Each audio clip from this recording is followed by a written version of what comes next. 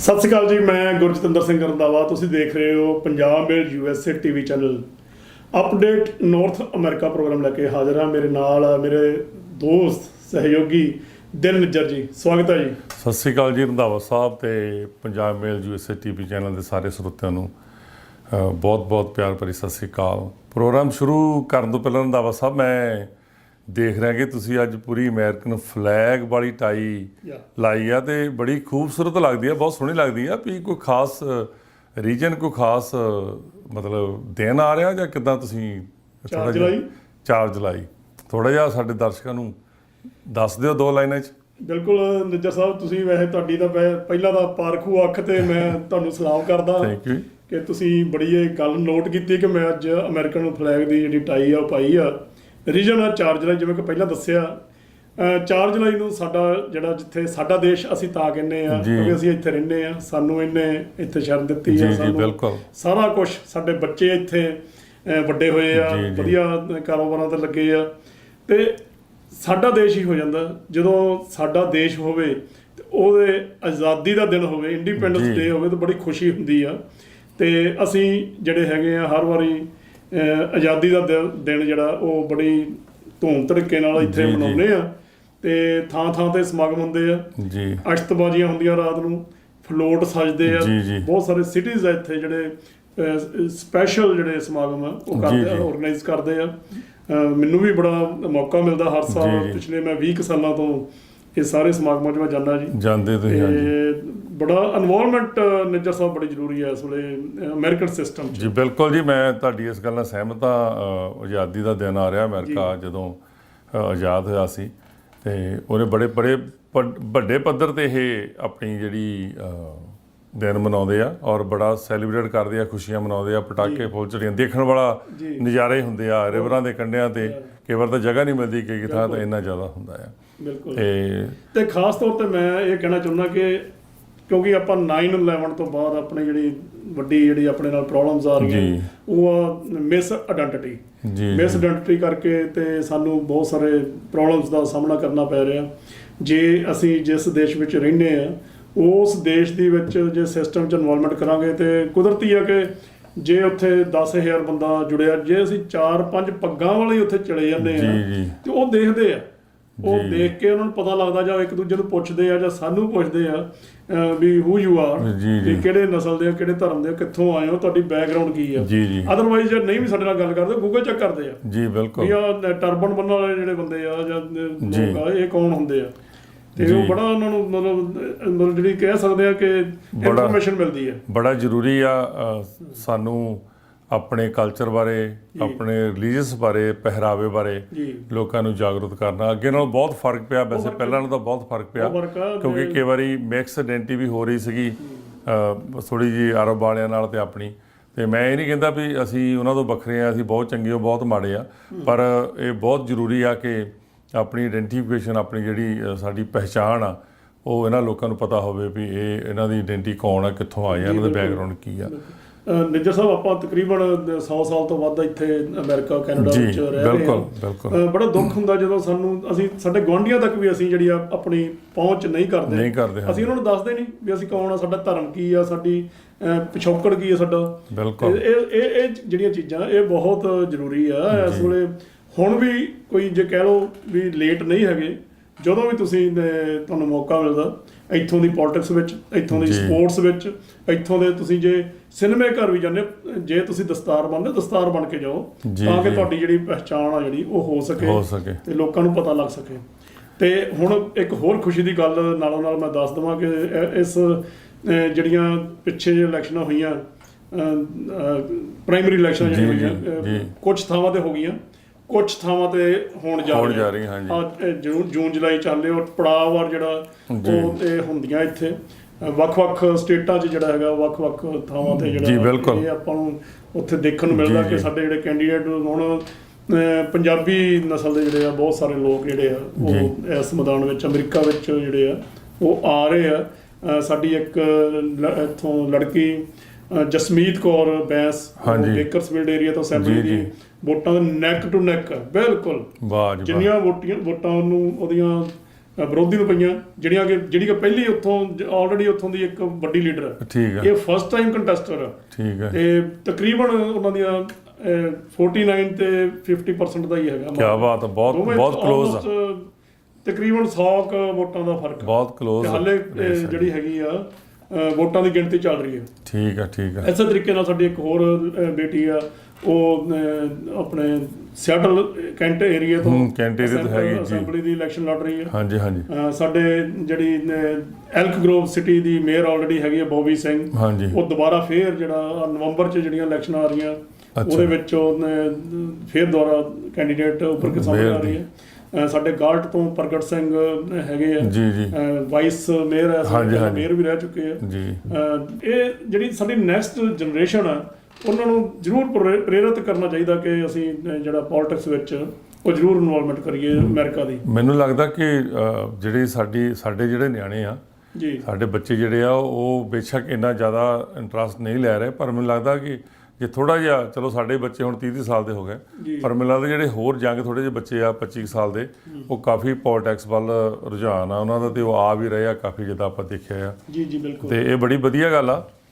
ਸਾਡੇ ਬੱਚਿਆਂ ਨੂੰ, ਸਾਡੀਆਂ ਪੀੜ੍ਹੀਆਂ ਜਿਹੜੀਆਂ ਜੰਗ ਪੀੜ੍ਹੀ ਆ, ਉਹਨਾਂ ਨੂੰ ਜਿੰਨਾ ਵੀ ਪੋਲਿਟਿਕਸ ਦੇ ਵਿੱਚ ਇਨਵੋਲਵ ਹੋਣਗੇ, ਜਿੰਨਾ ਵੀ ਉਹ ਹਿੱਸਾ ਲੈਣਗੇ, ਮੇਰੇ ਖਿਆਲ ਨਾਲ ਉਹਦੀ ਸਾਡੀ ਪਹਿਚਾਣ ਜਿਹੜੀ ਆ ਹੋਰ ਵੀ ਇਹਨਾਂ ਲੋਕਾਂ ਦੇ ਵਿੱਚ ਜਾਵੇਗੀ। ਇਸ ਦੇ ਨਾਲ ਹੀ ਰੰਧਾਵਾ ਸਾਹਿਬ, ਆਪਣਾ ਨਾਰਥ ਅਮਰੀਕਾ ਅਪਡੇਟ ਦੇ ਵਿੱਚ ਸਭ ਤੋਂ ਪਹਿਲਾਂ ਆਪਣਾ ਵੀਜ਼ੇ ਬਾਰੇ ਖਬਰ ਹੁੰਦੀ ਹੈ, ਤੁਹਾਡੀ ਕੀ ਅਪਡੇਟ ਅੱਜ ਦਾ ਵੀਜ਼ਾ ਬੁਲੇਟਿਨ ਜਿਹੜਾ ਜੁਲਾਈ ਦਾ ਜਿਹੜਾ ਉਹ ਆਲਰੇਡੀ ਆ ਚੁੱਕਾ, ਤੇ ਇਹਦੇ 'ਚ ਜ਼ਿਆਦਾ ਕੋਈ ਨਿੱਜਰ ਸਾਹਿਬ ਕੋਈ ਦੇਖ ਨਹੀਂ ਰਹੀ ਕੋਈ ਮੂਵਮੈਂਟ ਹੋਈ। ਜਿਸ ਤਰ੍ਹਾਂ ਦਾ ਜੂਨ ਦਾ ਵੀਜ਼ਾ ਬੁਲੇਟਿਨ ਸੀ ਆਲਮੋਸਟ ਸੇਮ ਆ, ਕੋਈ ਫਰਕ ਨਹੀਂ ਪੈ ਰਿਹਾ। ਰੀਜ਼ਨ ਤਾਂ ਤੁਹਾਨੂੰ ਪਤਾ ਹੀ ਆ ਕਿ ਕੋਵਿਡ-19 ਕਰਕੇ ਤੇ ਜਿਹੜੀਆਂ ਫਾਈਲਾਂ ਹਾਲੇ ਉਹ ਮੂਵ ਨਹੀਂ ਹੋ ਰਹੀਆਂ ਬਹੁਤ ਤੇਜ਼ੀ ਨਾਲ ਜੀ, ਬਹੁਤ ਸਲੋਲੀ ਜਿਹੜਾ ਇਹ ਸਾਰਾ ਕੰਮ ਜਿਹੜਾ ਹੋ ਰਿਹਾ। ਇਸ ਵੇਲੇ ਜਿਹੜਾ ਸਾਡੇ ਕੋਲ ਵੀਜ਼ਾ ਬੁਲੇਟਿਨ ਆਇਆ, ਅਨਮੈਰਿਡ ਜਿਹੜੇ ਹੈਗੇ ਆ ਬੱਚੇ ਤੇ ਜਾਂ ਬੱਚੀਆਂ ਕਿਸੇ ਵੀ US ਸਿਟੀਜ਼ਨ ਦੇ ਜਿਹੜੇ ਹੁੰਦੇ ਆ, ਉਹ F1 ਵੀਜ਼ਾ ਨਾਲ ਕਿਹਾ ਜਾਂਦਾ। ਉਹਦਾ ਜਿਹੜਾ ਡੇਟ ਹੈਗੀ ਆ 1 ਦਸੰਬਰ 2014 ਚੱਲ ਰਹੀ ਹੈ। ਜਿਹਨਾਂ ਨੇ ਇਹ ਅਪਲਾਈ ਕੀਤਾ ਸੀਗਾ। ਅੱਗੇ ਜਿਹੜਾ ਉਹ ਤੇ ਜਿਹੜਾ ਕੰਮ ਹੋ ਰਿਹਾ, ਉਹ 1 ਜੁਲਾਈ 16 ਤੱਕ ਦੇ ਜਿਹੜੇ ਹੈਗੇ ਆ ਉਹ ਉਹਨਾਂ ਨੂੰ ਲੈਟਰ ਬੁਲਾਇਆ ਜਾ ਰਿਹਾ। ਲੈਟਰਸ ਜਿਹੜੀਆਂ ਉਹਨਾਂ ਨੂੰ ਪਹੁੰਚ ਰਹੀਆਂ। ਇਸੇ ਤਰੀਕੇ ਨਾਲ F2A ਇਹਦੇ 'ਚ ਹੁੰਦਾ ਜੀ, ਜਿਹੜੇ ਸਪਾਊਸ ਤੇ ਬੱਚੇ ਜਿਹੜੇ ਹੁੰਦੇ ਆ ਪਰਮਾਨੈਂਟ ਰੈਜ਼ੀਡੈਂਸ ਦੇ, ਤੇ ਜਿਹੜੀ ਵੀ ਐਪਲੀਕੇਸ਼ਨਸ ਜਿਹੜੀਆਂ ਹੈਗੀਆਂ ਉਹਨਾਂ ਨੂੰ ਨਾਲ ਦੀ ਨਾਲ 5-6 ਮਹੀਨੇ ਦਾ ਜਿਹੜਾ ਪ੍ਰੋਸੈਸ ਟਾਈਮ ਹੈਗਾ ਉਹਨਾਂ ਦਾ। F2B ਇਹਦੇ 'ਚ ਜਿਹੜਾ ਹੈਗਾ F2B ਦਾ ਜਿਹੜਾ ਹੈਗਾ ਜੀ, ਅਨਮੈਰਿਡ ਬੱਚੇ ਤੇ ਜਾਂ ਬੱਚੀਆਂ ਜਿਹੜੀਆਂ ਹੈਗੀਆਂ 21 ਸਾਲ ਦੀ ਉਮਰ ਤੋਂ ਘੱਟ ਵਾਲੇ ਜਾਂ ਉਸ ਤੋਂ ਵੱਧ ਵਾਲੇ ਵੀ, ਤੇ ਪਰਮਾਨੈਂਟ ਰੈਜ਼ੀਡੈਂਸ ਦੇ ਜਿਹੜੇ ਹੈਗੇ ਆ ਉਹ 22 ਸਤੰਬਰ 2015 ਜਿਹੜਾ ਉਹ ਇਸ ਵੇਲੇ ਉਹਨਾਂ ਦਾ ਚੱਲ ਰਿਹਾ। ਠੀਕ ਆ। ਤੇ ਪਰ ਜਿਹੜਾ F2B ਦਾ ਜਿਹੜਾ ਹੈਗਾ ਉਹ ਇਧਰੋਂ 1 ਅਕਤੂਬਰ 2016 ਠੀਕ ਹੈ, ਤੇ ਉਹ ਉਹਨਾਂ ਨੂੰ ਜਿਹੜੀਆਂ ਲੈਟਰ ਉਹਨਾਂ ਨੂੰ ਸੱਦਿਆ ਜਾ ਰਿਹਾ। ਤੇ ਫਿਰ ਆ ਗਿਆ ਜੀ F3 ਵੀਜ਼ਾ ਜਿਹੜਾ ਹੈਗਾ। F3 ਵੀਜ਼ਾ ਹੁੰਦਾ ਜੀ ਮੈਰਿਡ ਬੱਚੇ ਬੱਚੀਆਂ ਜਿਹੜੀਆਂ ਹੁੰਦੀਆਂ US ਸਿਟੀਜ਼ਨ ਦੀਆਂ ਜੀ ਜੀ, ਤੇ ਉਹਦੇ ਬਾਰੇ ਇਹ ਹੈਗਾ। ਤੇ ਇਹਦੇ 'ਚ ਜਿਹੜੀ ਡੇਟ ਚੱਲ ਰਹੀ ਆ ਉਹ 22 ਨਵੰਬਰ 2008 ਚੱਲ ਰਹੀ ਆ। ਪਰ ਜਿਹੜੇ ਉਹਨਾਂ ਨੂੰ ਉੱਤੇ ਜਿਹੜਾ ਪ੍ਰੋਸੈਸ ਕਰ ਰਹੇ ਆ ਉਹ 1 ਅਕਤੂਬਰ 2009 ਹਾਂਜੀ ਠੀਕ ਹੈ ਇਹ ਚੱਲ ਰਿਹਾ। ਸਭ ਤੋਂ ਜਿਹੜਾ ਪਿੱਛੇ ਬੈਕਲੌਗ ਇਸ ਵੇਲੇ ਚੱਲ ਰਿਹਾ ਜੀ, ਉਹ ਬਹੁਤੇ ਜਿਹੜੇ ਸਾਡੇ ਦਰਸ਼ਕ ਆ ਉਹ ਵੀ ਇਹ ਪੁੱਛਦੇ ਆ ਕਿ ਸਾਨੂੰ ਦੱਸੋ ਜੀ F4 ਬਾਰੇ ਕੀ ਹੈਗਾ। ਜਿਹੜੇ ਭੈਣਾਂ ਭਰਾਵਾਂ ਦਾ ਹੁੰਦਾ ਹੈ, ਜਿਹੜੇ ਜਾਂ ਭੈਣ ਆਪਣੇ ਭਰਾਵਾਂ ਨੂੰ ਕਰਦੀ ਹੈ ਜਾਂ ਭਰਾ ਆਪਣੇ ਭੈਣਾਂ ਨੂੰ ਕਰਦੇ ਆ, US ਸਿਟੀਜ਼ਨ ਜਿਹੜੇ ਹੁੰਦੇ ਆ ਉਹ ਕਰ ਸਕਦੇ ਨੇ ਇਸ ਤਰ੍ਹਾਂ। ਤੇ ਉਹ ਚੱਲ ਰਿਹਾ ਜੀ ਇਸ ਵੇਲੇ 15 ਸਤੰਬਰ 2005। ਠੀਕ ਹੈ, ਬਹੁਤ ਥੋੜੀ ਮੂਵਮੈਂਟ ਇਹਦੇ 'ਚ ਦੇਖਣ ਨੂੰ ਮਿਲ ਰਹੀ ਹੈ। 15 ਸਤੰਬਰ ਇਹ ਕਾਫੀ ਸਲੋ ਹੈਗਾ, ਚੱਲ ਰਿਹਾ। ਤੇ ਇਹਦੇ 'ਚ ਜਿਹੜੀ ਉਹਨਾਂ ਨੂੰ ਇੰਟਰਵਿਊ ਤੇ ਸੱਦਿਆ ਜਾ ਰਿਹਾ 22 ਫਰਵਰੀ 2006 ਵਾਲਿਆਂ ਨੂੰ ਸੱਦਿਆ ਜਾ ਰਿਹਾ। ਠੀਕ ਹੈ, ਤੇ ਮਤਲਬ ਜ਼ਿਆਦਾ ਕੋਈ ਮੂਵਮੈਂਟ ਨਹੀਂ ਹੈਗੀ ਇਹਦੇ 'ਚ। ਤੇ ਇਸ ਤੋਂ ਬਾਅਦ ਕੋਈ ਬਾਈਡਨ ਸਾਹਿਬ ਦੀ ਕੋਈ ਅਪਡੇਟ ਆਈ ਸੀ ਤੁਹਾਡੇ ਕੋਲ, ਉਹਦੇ ਬਾਰੇ ਜਾਣਕਾਰੀ ਹੈਗੀ ਆ? ਜਦੋਂ ਵੀ ਸਰਕਾਰਾਂ ਚੇਂਜ ਹੁੰਦੀਆਂ ਤੇ ਪਹਿਲਾਂ ਜਿੱਦਾਂ ਟਰੰਪ ਪ੍ਰਸ਼ਾਸਨ ਸੀਗਾ, ਹੁਣ ਬਾਈਡਨ ਹੈਗਾ, ਜਾਂ ਆਪਾਂ ਕੀ ਰਿਪਬਲਿਕਨ ਤੇ ਡੈਮੋਕ੍ਰੇਟ ਆ ਜੀ ਜੀ, ਉਹ ਫਿਰ ਕਈ ਜਿਹੜੇ ਕਾਨੂੰਨ ਹੁੰਦੇ ਆ ਉਹਨਾਂ ਦੇ ਵਿੱਚੋਂ ਤਬਦੀਲੀ ਕਰਦੇ ਰਹਿੰਦੇ ਆ ਜੀ ਜੀ। ਤੇ ਪਹਿਲਾਂ ਟਰੰਪ ਪ੍ਰਸ਼ਾਸਨ ਨੇ ਇਹ ਤਬਦੀਲੀ ਲਿਆਂਦੀ ਸੀ ਬੜੀ ਸਟਰੋਂਗਲੀ ਕਿ ਬਾਰਡਰ ਤੋਂ ਜਿਹੜੇ ਬੰਦੇ ਆ ਉਹਨਾਂ ਨੂੰ ਰੋਕਿਆ ਜਾਵੇ ਕਿਸੇ ਤਰ੍ਹਾਂ। ਫਿਰ ਬਾਈਡਨ ਡੈਮੋਕ੍ਰੇਟ ਜਿਹੜੇ ਜੋ ਬਾਈਡਨ ਹੈਗੇ ਉਹਨਾਂ ਨੇ ਇੱਕ ਮੈਮੋਰੈਂਡਮ ਆਂਦਾ ਸੀਗਾ ਕਿ ਜਿਹੜੇ ਬੰਦੇ ਇੱਥੇ ਅਪਰਾਧੀ ਹੈਗੇ ਜਾਂ ਜਿਨ੍ਹਾਂ ਨੇ ਕੋਈ ਮਾੜਾ ਮੋਟਾ ਗੁਨਾਹ ਕੀਤਾ ਹੈ ਉਹਨਾਂ ਨੂੰ ਫੜਿਆ ਨਾ ਜਾਵੇ। ਜੀ ਤੇ ਪਰ ਇਹ ਟੈਕਸਸ ਤੇ ਲੂਜ਼ੀਆਨਾ ਦੇ ਇੱਕ ਜੱਜ ਨੇ ਇਹ ਜਿਹੜਾ ਉਹਨਾਂ ਦਾ ਮੈਮੋਰੈਂਡਮ ਸੀ ਉਹਨੂੰ ਓਵਰਰੂਲ ਕੀਤਾ ਹੈ ਤੇ ਉਹਨੇ ਕਿਹਾ ਜਿਹੜੇ ਬੰਦੇ ਅਪਰਾਧਕ ਹੈਗੇ ਆ ਜਿਹਨੇ ਕੋਈ ਅਪਰਾਧ ਕੀਤਾ ਉਹਨਾਂ ਨੂੰ ਫੜ ਕੇ ਤੇ ਉਹਨਾਂ ਦੇ ਉੱਤੇ ਜਿਹੜਾ ਕੇਸ ਚਲਾਇਆ ਜਾਵੇ ਤੇ ਉਹਨਾਂ ਨੂੰ ਡਿਪੋਰਟ ਵੀ ਕੀਤਾ ਜਾ ਸਕਦਾ। ਜੀ ਜੀ ਸੋ ਇਸ ਕਰਕੇ ਬਹੁਤ ਹੀ ਕੇਅਰਫੁਲ ਰਹਿਣ ਦੀ ਲੋੜ ਆ। ਜੇ ਕੋਈ ਵੀ ਤੁਹਾਡੇ ਕੋਲ ਇਹੋ ਜਿਹੀ ਟਿਕਟ ਜਾਂ ਕੋਈ ਈਵਨ ਸਟੋਰ ਤੇ ਵੀ ਤੁਸੀਂ ਟਿਕਟ ਵੇਚੀ ਕਿਸੇ ਨੂੰ ਕੰਮ ਕਰਦੇ ਆ ਮਾਈਨਰ ਨੂੰ ਉਹਨੂੰ ਵੀ ਇਹ ਅਪਰਾਧ ਦੇ ਵਿੱਚ ਹੀ ਮੰਨ ਲੈਂਦੇ ਆ। ਤੇ ਇਸ ਕਰਕੇ ਜੇ ਤੁਹਾਡੇ ਕੋਲ ਡਾਕੂਮੈਂਟ ਪੂਰੇ ਨਹੀਂ ਹੈਗੇ ਜਾਂ ਤੁਸੀਂ ਅਸਾਈਲਮ ਲਈ ਆ ਵਰਕ ਪਰਮਿਟ ਹੈਗਾ ਤੇ ਸਾਰਿਆਂ ਨੂੰ ਇਹ ਮੇਰੀ ਰਿਕੁਐਸਟ ਆ ਕਿ ਬਹੁਤ ਹੀ ਧਿਆਨ ਨਾਲ ਬਹੁਤ ਹੀ ਕਿਸੇ ਵੀ ਕਿਸਮ ਦੇ ਕ੍ਰਾਈਮ ਤੋਂ ਜਾਂ ਕ੍ਰਾਈਮ 'ਚ ਉਹਨਾਂ ਦੀ ਇਨਵੋਲਵਮੈਂਟ ਨਾ ਹੋਵੇ। ਤੇ ਜੇ ਹੋਈ ਤਾਂ ਉਹਨਾਂ ਨੇ ਕਿਹਾ ਵੀ ਇਹਨਾਂ ਨੂੰ ਫੜ ਕੇ ਆਈਸ ਵਾਲਿਆਂ ਨੇ ਜਿੱਦਾਂ ਉਹਨੇ ਕਿਹਾ ਵੀ ਫੜ ਕੇ ਉਹਨਾਂ ਨੂੰ ਡਿਪੋਰਟ ਕੀਤਾ ਜਾ ਸਕਦਾ। ਉਹਦੇ ਵਿੱਚ ਇੱਕ ਨਵਾਂ ਨਿਰਦੇਸ਼ ਜਿਹੜਾ ਉਹਨੇ ਦਿੱਤਾ ਕਿ ਉਹ ਕਹਿੰਦੇ ਕਿ ਜੋ ਰਾਸ਼ਟਰੀ ਸੁਰੱਖਿਆ, ਜਨਤਕ ਸੁਰੱਖਿਆ ਜਾਂ ਸਰਹੱਦੀ ਸੁਰੱਖਿਆ ਲਈ ਖਤਰਾ ਪੈਦਾ ਕਰਦੇ ਹਨ ਉਹਨਾਂ ਵਿਅਕਤੀਆਂ ਨੂੰ ਨਜ਼ਰਬੰਦ ਜਾਂ ਦੇਸ਼ ਨਿਕਾਲਾ ਨਹੀਂ ਦਿੱਤਾ ਜਾ ਸਕਦਾ ਪਰ ਹੁਣ ਦਿੱਤਾ ਜਾ ਸਕਦਾ ਆ। ਸੋ ਇਹ ਬੜੀ ਪਹਿਲਾ ਫੈਸਲਾ ਸੀ ਉਹ ਉਲਟ ਕਰਤਾ। ਇਹ ਬੜੀ ਮਾਈਨਰ ਜੀ ਲਾਈਨ ਹੈਗੀ ਆ ਜਿਹਦੇ ਵਿੱਚ ਕਿ ਦਿੱਤਾ ਜਾ ਸਕਦਾ ਨਹੀਂ ਜਾ ਸਕਦਾ। ਇਸ ਕਰਕੇ ਬਹੁਤ ਹੀ ਧਿਆਨ ਨਾਲ ਆਪਣਾ ਜਿਹੜਾ ਤੁਸੀਂ ਖਿਆਲ ਰੱਖੋ ਤੇ ਕਿਸੇ ਵੀ ਇਹੋ ਜਿਹੇ ਕੰਮ ਤੋਂ ਗਰੇਜ ਕਰੋ। ਈਵਨ ਪਾਰਟੀਆਂ ਦੇ ਵੀ ਆਪਾਂ ਜਾਂਦੇ ਆ ਕਈ ਵਾਰੀ ਇਕੱਠੇ ਹੁੰਦੇ ਆ ਤੇ ਉੱਥੇ ਵੀ ਕਈ ਵਾਰੀ ਆਰਗੂਮੈਂਟ ਹੋ ਜਾਂਦੀ ਹੈ, ਪੁਲਿਸ ਆ ਜਾਂਦੀ ਆ ਤੇ ਇਨਵੋਲਵਮੈਂਟ ਨਹੀਂ ਹੋਣੀ ਚਾਹੀਦੀ। ਸਾਡੀ ਇਹ ਬੇਨਤੀ ਆ। ਤੇ ਇੱਕ ਮੰਦਭਾਗੀ ਖਬਰ ਦੇਖਣ ਨੂੰ ਆ ਰਹੀ ਹੈ ਜੀ 50 ਬੰਦੇ ਕਹਿੰਦੇ ਜੀ ਬਾਰਡਰ ਟੱਪਣ ਲੱਗਿਆ ਉਹ ਮਾਰੇ ਗਏ ਆ ਤੇ ਟਰੱਕ ਤੇ ਆਉਂਦੇ ਸੀ ਕਿਤੇ ਟਰਾਲੇ ਤੇ ਤੇ ਜਿਹੜਾ ਹਾਲੇ ਤੱਕ ਇਹ ਤਾਂ ਨਹੀਂ ਸਾਬਤ ਹੋਇਆ ਕਿ ਉਹਨਾਂ ਨੂੰ ਸਮਗਲ ਕੀਤੇ ਕਰਕੇ ਲੈ ਕੇ ਆ ਰਹੇ ਸੀ ਜਿਹੜਾ ਟਰੱਕ ਵਾਲਾ ਸੀਗਾ। ਪਰ ਗੱਲ ਤਾਂ ਉਹੀ ਨਿਕਲਣੀ ਹੈ ਕਿਉਂਕਿ ਇਸ ਤਰੀਕੇ ਨਾਲ ਤਾਂ ਹੋਰ ਤਾਂ ਕੋਈ ਸਵਾਰੀਆਂ ਦਾ ਇੱਥੇ ਕੋਈ ਢੁੰਦਾ ਨਹੀਂ। ਤੇ 50 ਬੰਦੇ ਪਹਿਲਾਂ 46 ਇਹਨਾਂ ਨੇ ਦੱਸੇ ਸੀ, ਉਸ ਤੋਂ ਬਾਅਦ ਜਿਹੜੀ ਹੁਣ ਲੇਟੈਸਟ ਜਿਹੜੀ ਖਬਰ ਆਈ ਆ ਉਹ 50 ਹੋ ਗਏ ਆ ਤੇ 15-16 ਬੰਦੇ ਜਿਹੜੇ ਹੈਗੇ ਆ ਤਕਰੀਬਨ ਉਹ ਹਸਪੀਟਲ ਆ ਉਹਨਾਂ ਨੂੰ ਜਿਹੜਾ ਹੀਟ ਸਟ੍ਰੋਕ ਹੋ ਗਿਆ ਤੇ ਗਰਮੀ ਬਹੁਤ ਜ਼ਿਆਦਾ ਹੋਣ ਕਰਕੇ ਅੰਦਰ ਸਾਹ ਘੁੱਟਿਆ ਗਿਆ ਉਹਨਾਂ ਦਾ, ਦਮ ਘੁੱਟਣ ਨਾਲ ਜਿਹੜੇ ਉਹ ਮਾਰੇ ਜਾ ਚੁੱਕੇ ਆ। ਤੇ ਉਸ ਦੇ ਨਾਲ ਜਿਹੜਾ ਨਾ ਉੱਥੇ ਕੋਈ ਪਾਣੀ ਦਾ ਇੰਤਜ਼ਾਮ ਸੀ, 에ਅਰ ਕੰਡੀਸ਼ਨ ਉਹ ਵੀ ਬੰਦ ਸੀ ਉਹ ਵੀ ਬੰਦ ਸੀਗਾ। ਉਹਦੇ ਵਿੱਚ ਕੋਈ 에ਅਰ ਕੰਡੀਸ਼ਨ ਨਹੀਂ ਸੀ, ਹਵਾ ਆਉਣ ਜਾਣ ਦਾ ਕੋਈ ਰਸਤਾ ਨਹੀਂ ਸੀਗਾ, ਪਾਣੀ ਦਾ ਬਿਲਕੁਲ ਪ੍ਰਬੰਧ ਨਹੀਂ ਸੀ, ਜਿਸ ਕਰਕੇ ਜਿਹੜੇ ਕਹਿੰਦੇ ਵੀ ਤੁੰਨੇ ਹੋਏ ਸੀ ਬੰਦੇ ਤੁੰਨੇ ਹੋਣ ਕਰਕੇ ਤੇ ਉਹਨਾਂ ਨੂੰ ਮਤਲਬ ਇੱਕ ਦੂਜੇ ਦੇ ਉੱਪਰ ਹੋਣ ਕਰਕੇ ਤੇ ਉਹ ਸਾਰੇ ਵਿਚਾਰੇ ਵਿੱਚੇ ਮਿੱਧੇ ਗੁੱਦੇ ਜਿਹੜੀ ਬਿਲਕੁਲ ਨਵੀਂ ਅਪਡੇਟ ਜਿਹੜੀ ਆ ਖਬਰ ਦੀ ਇਹ ਸੀਗੇ ਉਹ ਨਹੀਂ ਟੋਟਲ 62 ਬੰਦੇ ਦੱਸੇ ਆ। ਬੜੀ ਹੀ ਦੁਖਦਾਈ ਖਬਰ ਆ ਜਦੋਂ ਇਦਾਂ ਦੀ ਖਬਰ ਪੜ੍ਹਦੇ ਆ। ਬੇਸ਼ੱਕ ਸਾਡੇ ਪੰਜਾਬ ਤੋਂ ਜਾਂ ਹੋਰ ਬੜੇ ਦੂਸਰੇ ਮੁਲਕਾਂ ਤੋਂ ਜਿਹੜੇ ਸਾਡੇ ਨੌਜਵਾਨ ਬੱਚੇ ਆ ਜਾਂ ਆਉਣਾ ਮੰਗਦੇ ਆ, ਮਾਈਗ੍ਰੇਟ ਹੋਣਾ ਮੰਗਦੇ ਆ, ਪਰ ਜਿੱਦਾਂ ਕਾਫੀ ਪਹਿਲਾਂ ਵੀ ਮਾਲਟਾ ਕਿਸ਼ਤੀ ਕਾਂਡ ਵੀ ਹੋ ਚੁੱਕਾ ਜਿਹਦੇ ਵਿੱਚ ਕਾਫੀ। ਸੋ ਮੇਰੀ ਤਾਂ ਇਹੀ ਬੇਨਤੀ ਆ ਕਿ ਜੇ ਤੁਸੀਂ ਮਾਈਗ੍ਰੇਟ ਕਰਨਾ ਜਾਂ ਕਿਸੇ ਵੀ ਦੂਜੇ ਦੇਸ਼ ਵਿੱਚ ਜਾਣਾ ਵੀ ਆਪਣੀ ਸੁਰੱਖਿਆ ਦਾ ਜ਼ਰੂਰ ਖਿਆਲ ਰੱਖੋ। ਥੋੜ੍ਹਾ ਬਹੁਤ ਸੋਚ ਕੇ ਸਮਝ ਕੇ, ਜਿੱਥੇ 30 ਲੱਖ ਲਾਉਣੇ ਆ ਹੋ ਸਕਦਾ ਉੱਥੇ 32 ਲੱਖ ਲੱਗ ਜਾਵੇ ਜਾਂ 35 ਲੱਗ ਜਾਵੇ, ਪਰ ਕੋਈ ਸ਼ਾਰਟਕੱਟ ਜਾਂ ਜਿਹੜਾ 2 ਨੰਬਰ ਦੇ ਰਾਸਤੇ ਜਿਹੜੇ ਉਹਨਾਂ ਨੂੰ ਬੜੀ ਪਹਿਲੀ ਗੱਲ ਆਉਣਾ ਨਹੀਂ ਚਾਹੀਦਾ। ਪਰ ਜੇ ਕੋਈ ਇਹੋ ਜਿਹੀ ਤੁਹਾਨੂੰ ਮਜਬੂਰੀ ਹੈਗੀ ਵੀ ਆ, ਜਿੱਦਾਂ ਇਹਨਾਂ ਦੀ ਜਾਨ ਗਈ ਆ, ਇੱਕ ਬੰਦਾ ਟਰੱਕ 'ਚੋਂ ਬਾਹਰ ਡਿੱਗਿਆ ਪਿਆ ਸੀ, ਕਿਸੇ ਨੇ ਕਾਲ ਕੀਤੀ ਤੇ ਜਦੋਂ ਪੁਲਿਸ ਵਾਲੇ ਨੇ ਦੇਖਿਆ ਆ ਕੇ ਤੇ ਉਹਨੇ ਦੇਖਿਆ ਵੀ ਡੈੱਡ ਬੋਡੀ ਆ, ਟਰੱਕ ਖੋਲ੍ਹਿਆ ਗਿਆ, ਉਹਦੇ ਵਿੱਚੋਂ ਕਿੰਨੇ ਬੰਦੇ ਨਿਕਲੇ, 12 ਬੱਚੇ ਵੀ ਸੀ ਉਹਨਾਂ ਦੇ ਵਿੱਚ। ਸੋ ਇਹ ਬੜੀ ਦੁਖਦਾਇਕ ਖਬਰ ਆ। ਇਹ ਕੋਈ ਪਹਿਲੀ ਘਟਨਾ ਨਹੀਂ ਹੈਗੀ ਜੀ, ਬਿਲਕੁਲ ਇਸ ਨਾਲ ਦੀਆਂ ਘਟਨਾਵਾਂ ਹੋਰ ਵੀ ਸਮੇਂ-ਸਮੇਂ ਤੇ ਹੁੰਦੀਆਂ ਰਹਿੰਦੀਆਂ। ਬਿਲਕੁਲ ਜੀ, ਤਕਰੀਬਨ ਹੀ ਸੁਣਨ ਨੂੰ ਮਿਲਦੀਆਂ। ਬਹੁਤ ਲੱਕੀ ਬੰਦੇ ਆ ਜਿਹੜੇ ਬਾਰਡਰ ਟੱਪ ਕੇ ਜਿਹੜੇ ਆ ਇੱਧਰ ਆ ਜਾਂਦੇ ਆ। ਬੜਾ ਵੱਡਾ ਰਿਸਕ ਆ, ਰਿਸਕ ਨੂੰ ਜੇ ਅਸੀਂ ਤਾਂ ਪੰਜਾਬੀਆਂ ਨੂੰ ਬੇਨਤੀ ਕਰਾਂਗੇ ਕਿ ਕਿਰਪਾ ਕਰਕੇ ਬਾਰਡਰ ਟੱਪ ਕੇ ਨਾ ਆਓ। ਨਾਲੇ ਤੁਹਾਡਾ ਨੌਜਵਾਨ ਬੱਚਾ ਜਾਂਦਾ, ਨਾਲੇ ਤੁਸੀਂ ਪੈਸੇ ਬਰਬਾਦ ਕਰਦੇ, ਜ਼ਮੀਨਾਂ ਵੇਚ ਕੇ ਕਰਜ਼ਾ ਚੁੱਕ ਕੇ ਤੇ ਤੁਸੀਂ ਜਿਹੜਾ ਇਹ ਸਾਰਾ ਬੰਦੋਬਸਤ ਕਰਦੇ ਹੋ ਇੱਧਰ ਆਉਣ ਦਾ, ਤੇ ਬੜਾ ਸੋਚ ਸਮਝ ਕੇ ਜਿਹੜਾ ਇਹ ਆਪਣਾ ਫੈਸਲਾ ਲੈਣਾ ਚਾਹੀਦਾ। ਫੈਸਲਾ ਨਾ ਕਰੋ ਕਿ ਆਪਣੇ ਬੱਚੇ ਨੂੰ ਖੂਹ 'ਚ ਧੱਕ ਦਿਓ।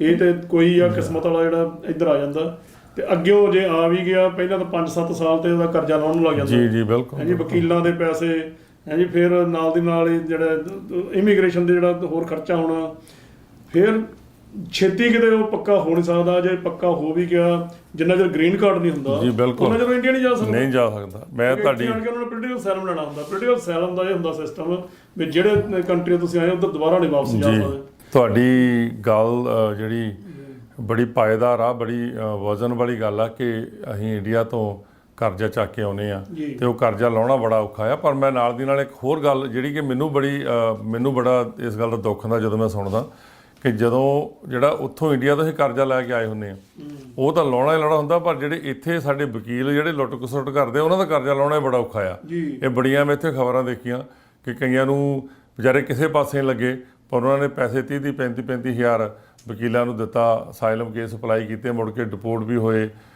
ਕਈ ਤਾਂ ਵਿਚਾਰੇ ਇੰਡੀਆ ਗਏ, ਮੁੜ ਕੇ ਉੱਥੇ ਹੀ ਰਹਿ ਗਏ, ਨਾ ਉੱਧਰ ਜੋਗੇ ਨਾ ਉੱਧਰ ਜੋਗੇ। ਤਾਂ ਇਸ ਕਰਕੇ ਸਾਰੇ ਭਰਾਵਾਂ ਨੂੰ ਇਹੀ ਬੇਨਤੀ ਆ ਕਿ ਰੋਜੀ ਰੋਟੀ ਲਈ ਬੰਦਾ ਹੱਥ ਪੈਰ ਮਾਰਦਾ, ਚੰਗੇ ਮੁਲਕਾਂ ਜਾਣਾ ਮੰਗਦਾ। ਅਸੀਂ ਇਹ ਨਹੀਂ ਕਹਿੰਦੇ ਵੀ ਅਸੀਂ ਇੱਥੇ ਬੈਠੇ ਆ ਤਾਂ ਅਸੀਂ ਗ੍ਰੀਨ ਕਾਰਡ ਸਾਡੇ ਕੋਲ ਜਾਂ ਸਿਟੀਜ਼ਨ ਤੁਸੀਂ ਨਾ ਆਓ, ਪਰ ਮੈਂ ਕਹਿੰਦਾ ਸਾਰੇ ਆਓ, ਵੈਲਕਮ ਆ, ਜੀ ਆਇਆਂ ਨੂੰ ਆ। ਜਿਹੜੇ ਮੁਲਕਾਂ ਦੇ ਵਿੱਚ ਰੁਜ਼ਗਾਰ ਦੇ ਸਾਧਨਾਂ ਰੋਟੀ ਮਿਲਦੀ ਆ, ਤੇ ਪਰ ਫਿਰ ਵੀ ਆਪਣੀ ਜਿਹੜੀ ਸੁਰੱਖਿਆ ਬਹੁਤ ਜ਼ਰੂਰੀ ਆ।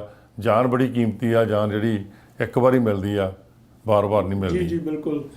ਅਗਲੀ ਖਬਰ ਜਿਹੜੀ ਨਿੱਜਰ ਸਾਹਿਬ ਉਹ ਹੈਗੀ ਆ H1B ਵੀਜ਼ਾ ਬਾਰੇ। ਦੇਖੋ ਇਹ ਵੀ ਇੱਕ ਵੀਜ਼ਾ ਬੜਾ ਵਧੀਆ ਇੱਕ ਸਿਸਟਮ ਇੱਥੇ ਬਣਿਆ ਹੋਇਆ। ਜਿਵੇਂ ਮੈਂ ਹੁਣੇ ਕਹਿ ਕੇ ਹਟਿਆ ਕਿ ਤੁਸੀਂ ਜਿਹੜਾ ਬਾਰਡਰ ਟੱਪਣ ਦੀ ਬਜਾਏ ਜਿਹੜੇ ਇੱਥੋਂ ਦੇ ਇੱਕ ਸਿਸਟਮ ਬਣਿਆ ਹੋਇਆ ਵੀ ਆ, ਵਧੀਆ ਤਰੀਕੇ ਨਾਲ ਵੀ ਆਉਂਦੇ ਆ, ਵਿਆਹ ਕਰਾ ਕੇ ਵੀ ਲੋਕ ਆਉਂਦੇ ਆ।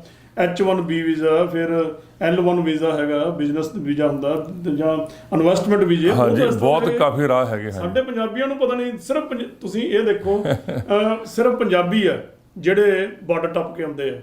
ਅਦਰਵਾਈਜ਼ ਤੇ ਲੋਕ ਜਿਹੜੇ ਬਾਕੀ ਸਟੇਟਾਂ ਦੇ ਜਾਂ ਬਾਕੀ ਕੰਟਰੀਜ਼ ਦੇ ਆ, ਉਹ ਪੜ੍ਹੇ ਲਿਖੇ ਜਿਹੜੇ ਲੋਕ ਆ ਉਹ ਉਸ ਤਰੀਕੇ ਨਾਲ ਆਉਂਦੇ। ਜੀ H1 ਇੱਥੇ ਤੇ +2 ਕੀਤੀ, ਚੱਲ ਮੁੰਡਿਆ ਜੀ 30 ਲੱਖ ਤੇਰਾ ਕਰਜ਼ਾ ਲੈ ਲਿਆ, ਚੱਲ ਬਾਹਰ। ਪਰ ਪਿਛਲੀ ਵਾਰ ਜਦੋਂ ਆਪਾਂ ਪ੍ਰੋਗਰਾਮ ਸੀਗਾ ਪਿਛਲੀ ਵੀਕ ਜਾਂ 2 ਵੀਕਾਂ ਪਹਿਲਾਂ, ਉਹਦੇ ਵਿੱਚ ਇੱਕ ਅਮਰੀਕਾ ਦੀ ਐਜੂਕੇਸ਼ਨ ਡਿਪਾਰਟਮੈਂਟ ਵੱਲੋਂ ਖਬਰ ਸੀਗੀ ਕਿ ਜੇ ਤੁਸੀਂ +2 ਕੀਤੀ ਇੰਡੀਆ ਤੇ ਤੁਸੀਂ ਕਾਲਜ ਦੇ ਵਿੱਚ ਅਪਲਾਈ ਕਰ ਸਕਦੇ ਆ। ਸੋ ਸਟੱਡੀ ਬੇਸ ਤੇ ਵੀ ਇਨੀ ਵੀਜ਼ੇ ਕਾਫੀ ਓਪਨ ਕੀਤੇ ਆ। 62,000 ਦੇ ਕਰੀਬ ਨਹੀਂ ਕਿਹਾ ਸੀਗਾ ਸਾਨੂੰ ਵਿਦਿਆਰਥੀ ਚਾਹੀਦੇ ਆ, ਜਿਹੜੀ ਇਹਨਾਂ ਦੀ ਕਾਲਜਾਂ ਦੇ ਵਿੱਚ, ਯੂਨੀਵਰਸਿਟੀਆਂ ਦੇ ਵਿੱਚ ਇਹਨਾਂ ਦੀ ਥੋੜ੍ਹੀ ਜਿਹੜੀ ਸਟੂਡੈਂਟ ਵਿਦਿਆਰਥੀਆਂ ਦੀ ਗਿਣਤੀ ਉਹ ਘਟੀ ਸੀਗੀ। ਇਸ ਕਰਕੇ ਇਹਨੇ ਉਹ ਵੀ ਇੱਕ ਵੀਜ਼ਾ ਓਪਨ ਕੀਤਾ, ਪਹਿਲਾਂ ਵੀ ਸੀ ਪਰ ਹੁਣ। ਔਰ ਉਹਦੇ ਵਿੱਚ ਇੱਕ ਮੈਂ ਹੋਰ ਗੱਲ ਥੋੜ੍ਹੀ ਜਿਹੀ ਐਡ ਕਰਨੀ ਮੰਗਦਾ। ਮੈਨੂੰ ਇਹ ਪਤਾ ਲੱਗਾ ਵੀ ਉਸੇ ਵੀਜ਼ੇ ਦੇ ਸਿਰ ਤੇ ਕਈ ਲੋਕ ਜਿਹੜੇ ਆ ਇੱਥੇ, ਜਿਹੜੇ ਸਾਡੇ ਏਜੰਟ ਜਾਂ ਹੋਰ ਲੋਕ ਬੈਠੇ ਆ ਕਈ, ਉਹ ਉੱਥੇ ਇੰਡੀਆ ਕਹਿ ਰਹੇ ਆ। ਮੈਨੂੰ 1-2 ਖਬਰਾਂ ਮਿਲੀਆਂ ਕਿ ਤੁਸੀਂ ਅਪਲਾਈ ਕਰੋ ਜੀ, ਅਸੀਂ ਤੁਹਾਡੇ ਤੋਂ 15 ਲੱਖ ਲਵਾਂਗੇ ਜੇ ਤੁਹਾਨੂੰ ਵੀਜ਼ਾ ਲੱਗ ਗਿਆ ਤਾਂ। ਪਰ ਮੈਂ ਉਹਨਾਂ ਨੂੰ ਇਹ ਕਹਿੰਦਾ ਤੁਸੀਂ ਸਿੱਧਾ ਅਪਲਾਈ ਕਰੋ, ਸਿੱਧਾ ਵੈਬਸਾਈਟ ਤੇ ਜਾ ਕੇ ਅਪਲਾਈ ਕਰੋ, ਤੁਹਾਨੂੰ ਕਿਸੇ ਦੀ ਲੋੜ ਨਹੀਂ। ਜੇ ਤੁਹਾਨੂੰ ਐਡਮਿਸ਼ਨ ਮਿਲ ਗਈ, ਤੁਹਾਨੂੰ ਵੀਜ਼ਾ ਆਪਣੇ ਆਪ ਘਰੇ ਆ ਜਾਣਾ। ਬਹੁਤ ਸਾਰੀਆਂ ਜਿਹੜੀਆਂ ਉੱਥੇ ਕੰਪਨੀਆਂ ਆ ਉਹ ਉੱਥੇ ਖੁੱਲੀਆਂ ਹੋਈਆਂ, ਬੜਾ ਉਹ ਠੱਗ ਕੰਪਨੀਆਂ ਜੀ। ਉਹਨਾਂ ਨੇ ਨਾ ਉਹਨਾਂ ਕੋਲ ਕੋਈ ਲਾਇਸੈਂਸ ਹੁੰਦਾ, ਨਾ ਕੋਈ ਉਹਨਾਂ ਕੋਲ ਕੋਈ ਆਪਣੀ ਐਜੂਕੇਸ਼ਨ ਤਾਂ ਹੁੰਦੀ ਨਹੀਂ। ਜੀ ਬਿਲਕੁਲ। ਮੈਨੂੰ ਯਾਦ ਆ ਇੱਕ ਫਿਲਮ ਆਈ ਸੀ ਗੁਰਪ੍ਰੀਤ ਘੁੱਗੀ, ਉਹਦੇ 'ਚ ਵੀਜ਼ੇ ਦਾ ਸਟੂਡੈਂਟ ਵੀਜ਼ੇ ਦਾ ਏਜੰਟ ਬਣਦਾ। ਜੀ ਮੈਂ ਪੰਜਾਬੀ ਫਿਲਮ, ਹਾਂਜੀ ਪ੍ਰਿੰਸੀਪਲ ਹੀ ਬਣਦਾ ਇੱਕ ਤਰ੍ਹਾਂ ਦਾ। ਆਪਣੇ ਆਪ ਨੂੰ ਇੰਗਲਿਸ਼ ਨਹੀਂ ਆਉਂਦੀ, ਉਹਨੂੰ ਸਟੂਡੈਂਟ ਜਦੋਂ ਪੁੱਛਦੇ ਆ ਕਿ ਇਹਦਾ ਮਤਲਬ ਕੀ ਆ, ਉਹ ਕਹਿੰਦਾ ਜੀ ਇਹ ਕੱਲ ਨੂੰ ਦੱਸਾਂਗੇ, ਅੱਜ ਦਾ ਸਬਜੈਕਟ ਨਹੀਂ ਹੈਗਾ। ਮਤਲਬ ਆਪਣੇ ਆਪ ਨੂੰ ਤਾਂ ਪਤਾ ਨਹੀਂ। ਬਿਲਕੁਲ ਪੜ੍ਹੇ ਲਿਖੇ ਨਹੀਂ, ਜੇ ਤੁਸੀਂ ਪੜ੍ਹੇ ਲਿਖੇ ਤੁਸੀਂ ਕਿਉਂ ਨਹੀਂ ਚਲੇ ਗਏ ਬਾਹਰ? ਜੇ ਤੁਹਾਡੇ ਕੋਲ ਇੰਨੀ ਕੁਆਲੀਫਿਕੇਸ਼ਨ ਹੈਗੀ ਆ ਤੇ ਤੁਸੀਂ ਜਾਓ ਬਾਹਰ, ਉੱਥੇ ਜਾ ਕੇ ਰਹੋ ਤੇ ਉੱਥੇ ਆਪਣਾ ਹੋਰ ਕੰਮ ਕਰੋ। ਉੱਥੇ ਲੋਕਾਂ ਨੂੰ ਠੱਗੀ ਜਾਂਦੇ ਆ। ਉਹਨਾਂ ਨੇ ਹੁੰਦਾ ਜੇ ਵੀਜ਼ਾ ਲੱਗ ਗਿਆ ਪੈਸੇ ਦੇ ਦਿਓ, ਨਹੀਂ ਲੱਗਿਆ ਬਿਲਕੁਲ ਨਾ ਤੁੱਕਾ। H1 ਵੀਜ਼ੇ ਤੇ ਹੋਰ ਕੀ ਅਪਡੇਟ ਹੈ ਇਹਨਾਂ ਦੀ? ਜਿਹੜਾ ਅਮਰੀਕਨ ਗਵਰਨਮੈਂਟ ਨੇ ਉਹ ਥੋੜਾ ਜਿਹਾ ਸਖਾਲਾ ਕਰ ਦਿੱਤਾ ਜੀ, ਤੇ ਇਹਦੇ ਨਾਲ ਕੀ ਹੋਊਗਾ ਕਿ ਗ੍ਰੀਨ ਕਾਰਡ ਹਾਸਲ ਕਰਨ ਲਈ ਵੀ ਜਿਹੜਾ ਉਹ ਪਹਿਲਾਂ ਨਾਲੋਂ ਸੌਖਾ ਹੋ ਗਿਆ।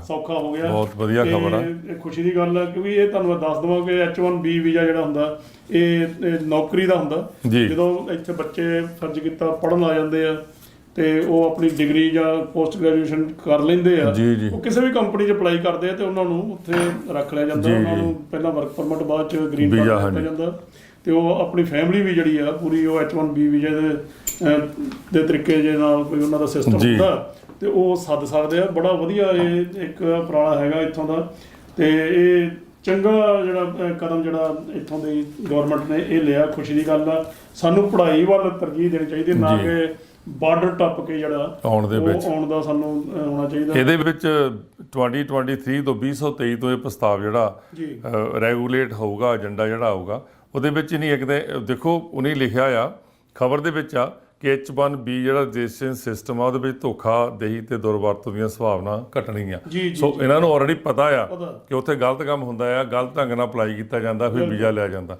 ਉਹਨੇ ਕਿਹਾ ਵੀ ਇਹ ਸਿਸਟਮ ਇਸ ਹਿਸਾਬ ਨਾਲ ਅਪਗ੍ਰੇਡ ਕਰਨਗੇ, ਉਹਦੇ ਵਿੱਚ ਘਟਣਗੀਆਂ। ਦੂਸਰਾ ਇੱਕ ਇਹ ਵੀ ਖਬਰ ਉਹਨੇ ਨਾਲ ਦਿੱਤੀ ਆ ਕਿ ਜਿਹੜੇ H1 ਵੀਜ਼ੇ ਤੇ ਆਉਂਦੇ ਆ ਉਹਨਾਂ ਨੂੰ ਤਨਖਾਹ ਘੱਟ ਦਿੱਤੀ ਜਾਂਦੀ ਹੈ। ਦੂਜਾ ਉਹ ਤਨਖਾਹਾਂ ਦੇ ਵਿੱਚ ਵੀ ਉਹ ਦਰਾਂ ਨੂੰ ਵਧਾਉਣਾ, ਤੇ ਬਹੁਤ ਹੀ ਰਾਹਤ ਵਾਲੀ ਬੜੀ ਵਧੀਆ ਖਬਰ ਆ। ਜਿਹੜੇ ਸਾਡੇ ਪੜ੍ਹੇ ਲਿਖੇ ਵੀਰ ਨੌਜਵਾਨ ਆ ਜਿਹੜੇ H1 ਵੀਜ਼ੇ ਤੇ ਅਮਰੀਕਾ ਦੇ ਵਿੱਚ ਖਾਸ ਕਰਕੇ ਆ ਕੇ ਕੰਮਕਾਰ ਕਰਨਾ ਮੰਗਦੇ ਆ।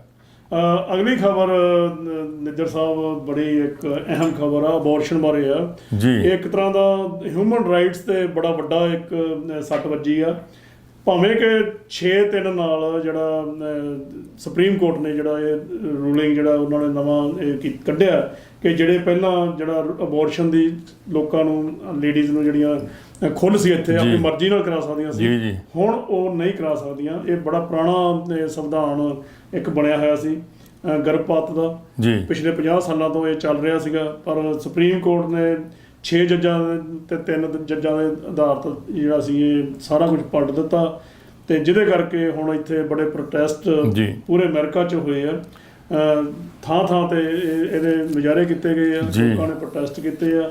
ਤੇ ਪਰ ਡੈਮੋਕ੍ਰੇਟ ਪਾਰਟੀ ਜਿਹੜੀਆਂ ਵੀ ਜਿੱਥੇ ਜਿੱਥੇ ਵੀ ਉਹ ਸਟੇਟ 'ਚ ਹੈਗੀਆਂ ਉਹ ਇਸ ਦਾ ਵਿਰੋਧ ਕਰ ਰਹੀਆਂ, ਤੇ ਕੈਲੀਫੋਰਨੀਆ ਦੀਆਂ ਜਿਹੜੀਆਂ ਨਵੰਬਰ 'ਚ ਹੋਣ ਵਾਲੀਆਂ ਇਲੈਕਸ਼ਨਾਂ ਉਹਦੇ ਵਿੱਚ ਵੀ ਇਹ ਮਤਾ ਪਾਇਆ ਜਾਊਗਾ ਵੀ ਲੋਕੀ ਉਹ ਚਾਹੁੰਦੇ ਆ ਕਿ ਨਹੀਂ ਚਾਹੁੰਦੇ। ਹਾਲੇ ਵੀ ਇੱਕ ਉਹਨਾਂ ਕੋਲ ਹੈਗਾ ਆਪਸ਼ਨ ਕਿ ਤੁਸੀਂ ਚਾਹੁੰਦੇ ਹੋ ਕਿ ਨਹੀਂ ਚਾਹੁੰਦੇ। ਉਹ ਕੈਲੀਫੋਰਨੀਆ ਦੇ ਗਵਰਨਰ ਨੇ ਉਹ ਤੇ ਅਨਾਉਂਸ ਕਰ ਹੀ ਦਿੱਤਾ ਕਿ ਜੇ ਨਹੀਂ ਚਾਹੁੰਦੇ ਤੇ ਉਹ ਯੈਸ ਨੋ ਦਾ ਹੁੰਦਾ, ਤੁਹਾਨੂੰ ਪਤਾ ਹੀ ਜਦੋਂ ਇਲੈਕਸ਼ਨਾਂ ਹੁੰਦੀਆਂ ਉਹ ਇੱਕ ਵੱਖਰਾ ਬਣਿਆ ਹੁੰਦਾ ਖਾਨਾ ਜਾਂ ਉਹਦੇ 'ਚ ਸਾਨੂੰ ਸਾਰਾ ਕਰਨਾ ਪੈਂਦਾ, ਤੇ ਸਾਨੂੰ ਇਹਦੇ ਬਾਰੇ ਜ਼ਰੂਰ ਸੋਚਣਾ ਚਾਹੀਦਾ ਵੀ ਇਹ, ਕਿਉਂਕਿ ਇਹ ਹਿਊਮਨ ਰਾਈਟਸ ਨਾਲ ਵੀ ਹੈਗਾ, ਕਈ ਵਾਰੀ ਕੋਈ ਮਜਬੂਰੀ ਹੁੰਦੀ ਹੈ ਤੇ ਅਬੋਰਸ਼ਨ ਕਰਾਉਣ ਦੀ, ਤੇ ਜ਼ਰੂਰੀ ਨਹੀਂ ਹੈਗਾ ਕਿ ਸ਼ੌਂਕ ਨਾਲ ਹੀ ਕਰਾਉਂਦਾ, ਕੋਈ ਮਜਬੂਰੀ 'ਚ ਵੀ ਬਿਲਕੁਲ ਇਹ ਕਰਵਾਇਆ ਜਾਂਦਾ।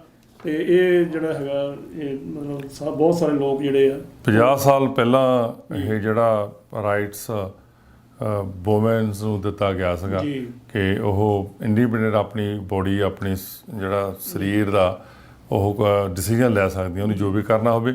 ਪਰ 50 ਸਾਲਾਂ ਬਾਅਦ ਸੁਪਰੀਮ ਕੋਰਟ ਦੇ ਜੱਜਸ ਨੇ ਇਹ ਜਿਹੜਾ ਫੈਸਲਾ ਉਹਦੇ ਖਿਲਾਫ ਮੁੜ ਕੇ ਲਿਆਂਦਾ ਆ। ਇਹਦੇ ਨਾਲ ਲੱਗਦਾ ਨਹੀਂ ਰੰਧਾਵਾ ਸਾਹਿਬ ਤੁਹਾਨੂੰ ਕਿ ਅਮਰੀਕਾ ਦੇ ਵਿੱਚ, ਸਾਰੇ ਅਮਰੀਕਾ ਦੇ ਵਿੱਚ ਵੀ ਆਲਮੋਸਟ ਮੈਂ ਇਹ ਕਹੂੰਗਾ ਵੀ ਜਿੱਦਾਂ 2 ਧੜਿਆਂ ਦੇ ਵਿੱਚ ਵੰਡ ਹੋ ਗਈਆਂ ਆ ਕਿ ਹਾਂ ਵਾਲੇ ਤੇ ਨਾ ਵਾਲੇ ਆ। ਕੁਝ ਸਟੇਟਾਂ ਦੇ ਵਿੱਚ ਆ ਵੀ ਨਹੀਂ ਹੋਣਾ ਚਾਹੀਦਾ, ਬੰਦ ਹੋਣਾ ਚਾਹੀਦਾ, ਕੁਝ ਸਟੇਟਾਂ ਵਿੱਚ ਹੋਣਾ ਚਾਹੀਦਾ ਆ। ਤੇ ਪਰ ਇਹਦੇ ਨਾਲ ਇੱਕ ਜਿਹੜੀ ਹੋਰ ਵੀ ਚੰਬਤ ਕਰਨ ਵਾਲੀ ਖਬਰ ਆ ਕਿ ਜਿਹੜੇ ਕਈ ਚਰਚਾਂ ਦੇ ਜਿਹੜੇ ਪ੍ਰੀਸਟ ਹੈਗੇ ਆ ਉਹਨੇ ਵੀ ਇਹਦਾ ਸਵਾਗਤ ਕੀਤਾ ਆ, ਤੇ ਜਸ਼ਨ ਵੀ ਮਨਾਏ ਆ ਕਈ ਥਾਂ ਤਾਂ ਵੀ ਹਾਂ ਵੀ ਇਹ ਜਿਹੜਾ ਲਾ ਆ ਇਹ ਬਹੁਤ ਵਧੀਆ ਆ, ਇਹ ਜ਼ਰੂਰ ਹੋਣਾ ਚਾਹੀਦਾ, ਅਬੋਰਸ਼ਨ ਬੰਦ ਹੋਣਾ ਚਾਹੀਦਾ। ਤੇ ਦੇਖੋ ਇੱਕ ਧਰਮ ਵੀ ਕਿੰਨਾ, ਮਤਲਬ ਆਪਾਂ ਪੰਜਾਬ ਦੀ ਗੱਲ ਕਰਦੇ ਆ ਜਾਂ ਇੰਡੀਆ ਦੀ ਗੱਲ ਕਰਦੇ ਆ ਕਿ ਰਿਲੀਜੀਅਸ ਤੌਰ 'ਤੇ ਉੱਥੇ ਬੜੇ ਕੰਮ ਹੁੰਦੇ ਆ, ਇੱਥੇ ਵੀ ਦੇਖੋ ਇਹ ਜਿਹੜਾ ਧਰਮ ਵੀ ਨਾਲ ਨਾਲ ਉਹਦੇ ਪੈਰਲਰ ਉਹਨੂੰ ਪ੍ਰਮੋਟ ਕਰ ਰਿਹਾ ਹੈ ਜਾਂ ਉਹਨੂੰ ਨਹੀਂ ਕਰ ਰਿਹਾ। ਵੀ ਇਹ ਬੜੀ ਅਮਰੀਕਾ ਵਰਗੇ ਵਿਕਸਿਤ ਦੇਸ਼ ਦੇ ਵਿੱਚ ਜੇ ਇਹੋ ਜਿਹੀ ਗੱਲ ਹੋਵੇ ਤਾਂ ਇਹ ਥੋੜ੍ਹੀ ਜਿਹੀ ਸੱਟ ਬੈਕ ਵੀ ਲੱਗਦੀ ਆ, ਪਰ ਫਿਰ ਵੀ ਕਈ ਸਟੇਟਾਂ ਦੇ ਵਿੱਚ ਅਬੋਰਸ਼ਨ ਹੈਗਾ ਆ।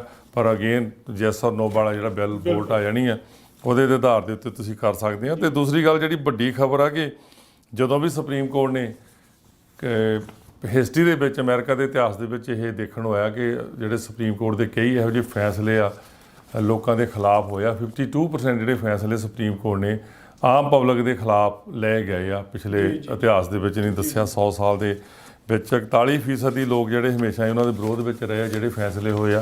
ਹੋ ਸਕਦਾ ਕਿਸੇ ਨੂੰ ਕੋਈ ਫਾਇਦਾ ਵੀ ਹੁੰਦਾ ਹੋਵੇ ਜਾਂ ਨਾ ਹੁੰਦਾ ਹੋਵੇ, ਪਰ 2020 ਦੇ ਵਿੱਚ ਜਿਹੜਾ ਇਹ ਫੈਸਲਾ ਲਿਆ ਗਿਆ ਇਹਦੇ ਵਿੱਚ 78% ਲੋਕ ਇਹਦੇ ਖਿਲਾਫ ਸੀਗੇ ਕਿ ਫੈਸਲਾ ਜਿਹੜਾ ਨਹੀਂ ਹੋਣਾ ਚਾਹੀਦਾ। ਅਬੋਰਸ਼ਨ ਦਾ ਜਿਹੜਾ ਹੱਕ ਵਾ ਉਹ ਸਾਰੀਆਂ ਇਸਤਰੀਆਂ ਨੂੰ ਬਰਾਬਰ ਦਾ ਆ, ਉਹ ਆਪਣੀ ਬੋਡੀ ਦਾ ਪੂਰਾ ਅਖਤਿਆਰ ਰੱਖਦੀਆਂ ਕਿ ਉਹਨੇ ਆਪਣੀ ਬੋਡੀ ਨੂੰ ਕਿਸ ਤਰ੍ਹਾਂ ਮੇਨਟੇਨ ਕਰਨਾ ਜਾਂ ਉਹ ਬੋਡੀ ਦਾ ਉਹਨੇ ਕਰਾਉਣਾ ਜਾਂ ਨਹੀਂ ਕਰਾਉਣਾ। ਅਗਲੀ ਖਬਰ ਕੈਨੇਡਾ ਤੋਂ।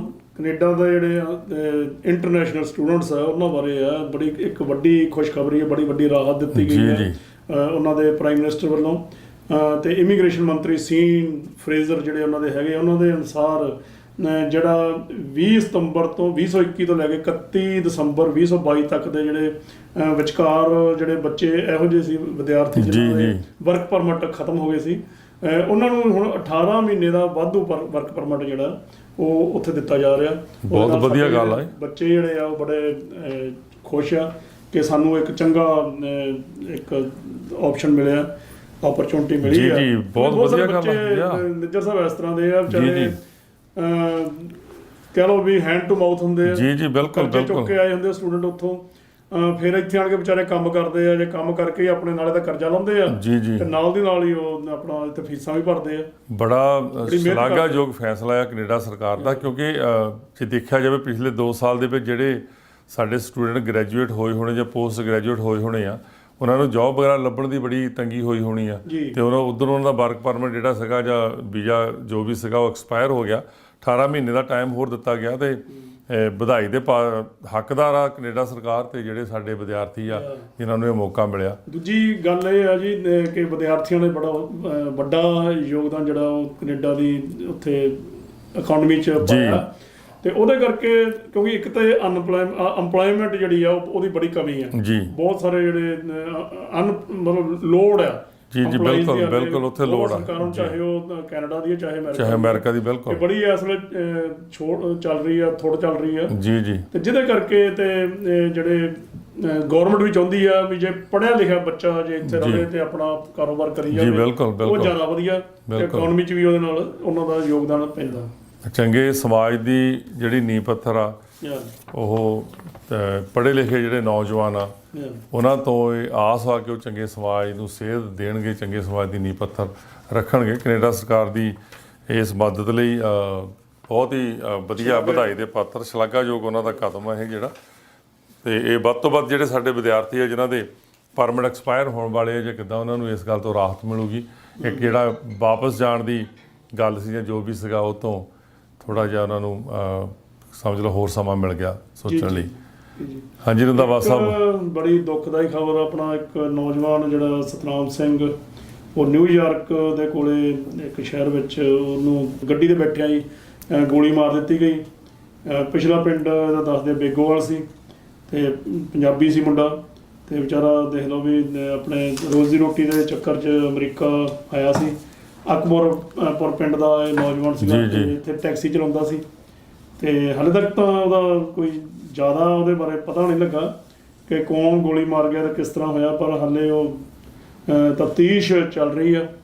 ਤੇ ਉਹਦੀ ਧੌਣ ਤੇ ਮਤਲਬ ਗਰਦਨ ਵਿੱਚ ਕਹਿੰਦੇ ਵੀ ਕਿਤੇ ਉੱਥੇ ਗੋਲੀਆਂ ਮਾਰ ਕੇ ਉਹ ਮਾਰ ਦਿੱਤਾ ਗਿਆ, ਤੇ ਪੈਦਲ ਹੀ ਕਹਿੰਦੇ ਉਹ ਜਿਹੜਾ ਸੀਗਾ ਹਮਲਾਵਰ ਉਹਦੇ ਕੋਲ ਪਹੁੰਚਿਆ ਸੀ। ਬੜੇ ਦੁੱਖ ਦੀ ਗੱਲ ਆ ਜਦੋਂ ਇਹੋ ਜਿਹੀ ਸਮੇਂ ਤੇ ਇਸ ਤਰ੍ਹਾਂ ਦੀਆਂ ਬਹੁਤ ਆਪਾਂ ਨੂੰ ਇਹ ਗੱਲਾਂ ਜਿਹੜੀਆਂ ਇੱਥੇ ਸਹਿਣੀਆਂ ਪੈਂਦੀਆਂ ਇਸ ਤਰ੍ਹਾਂ ਦੀਆਂ।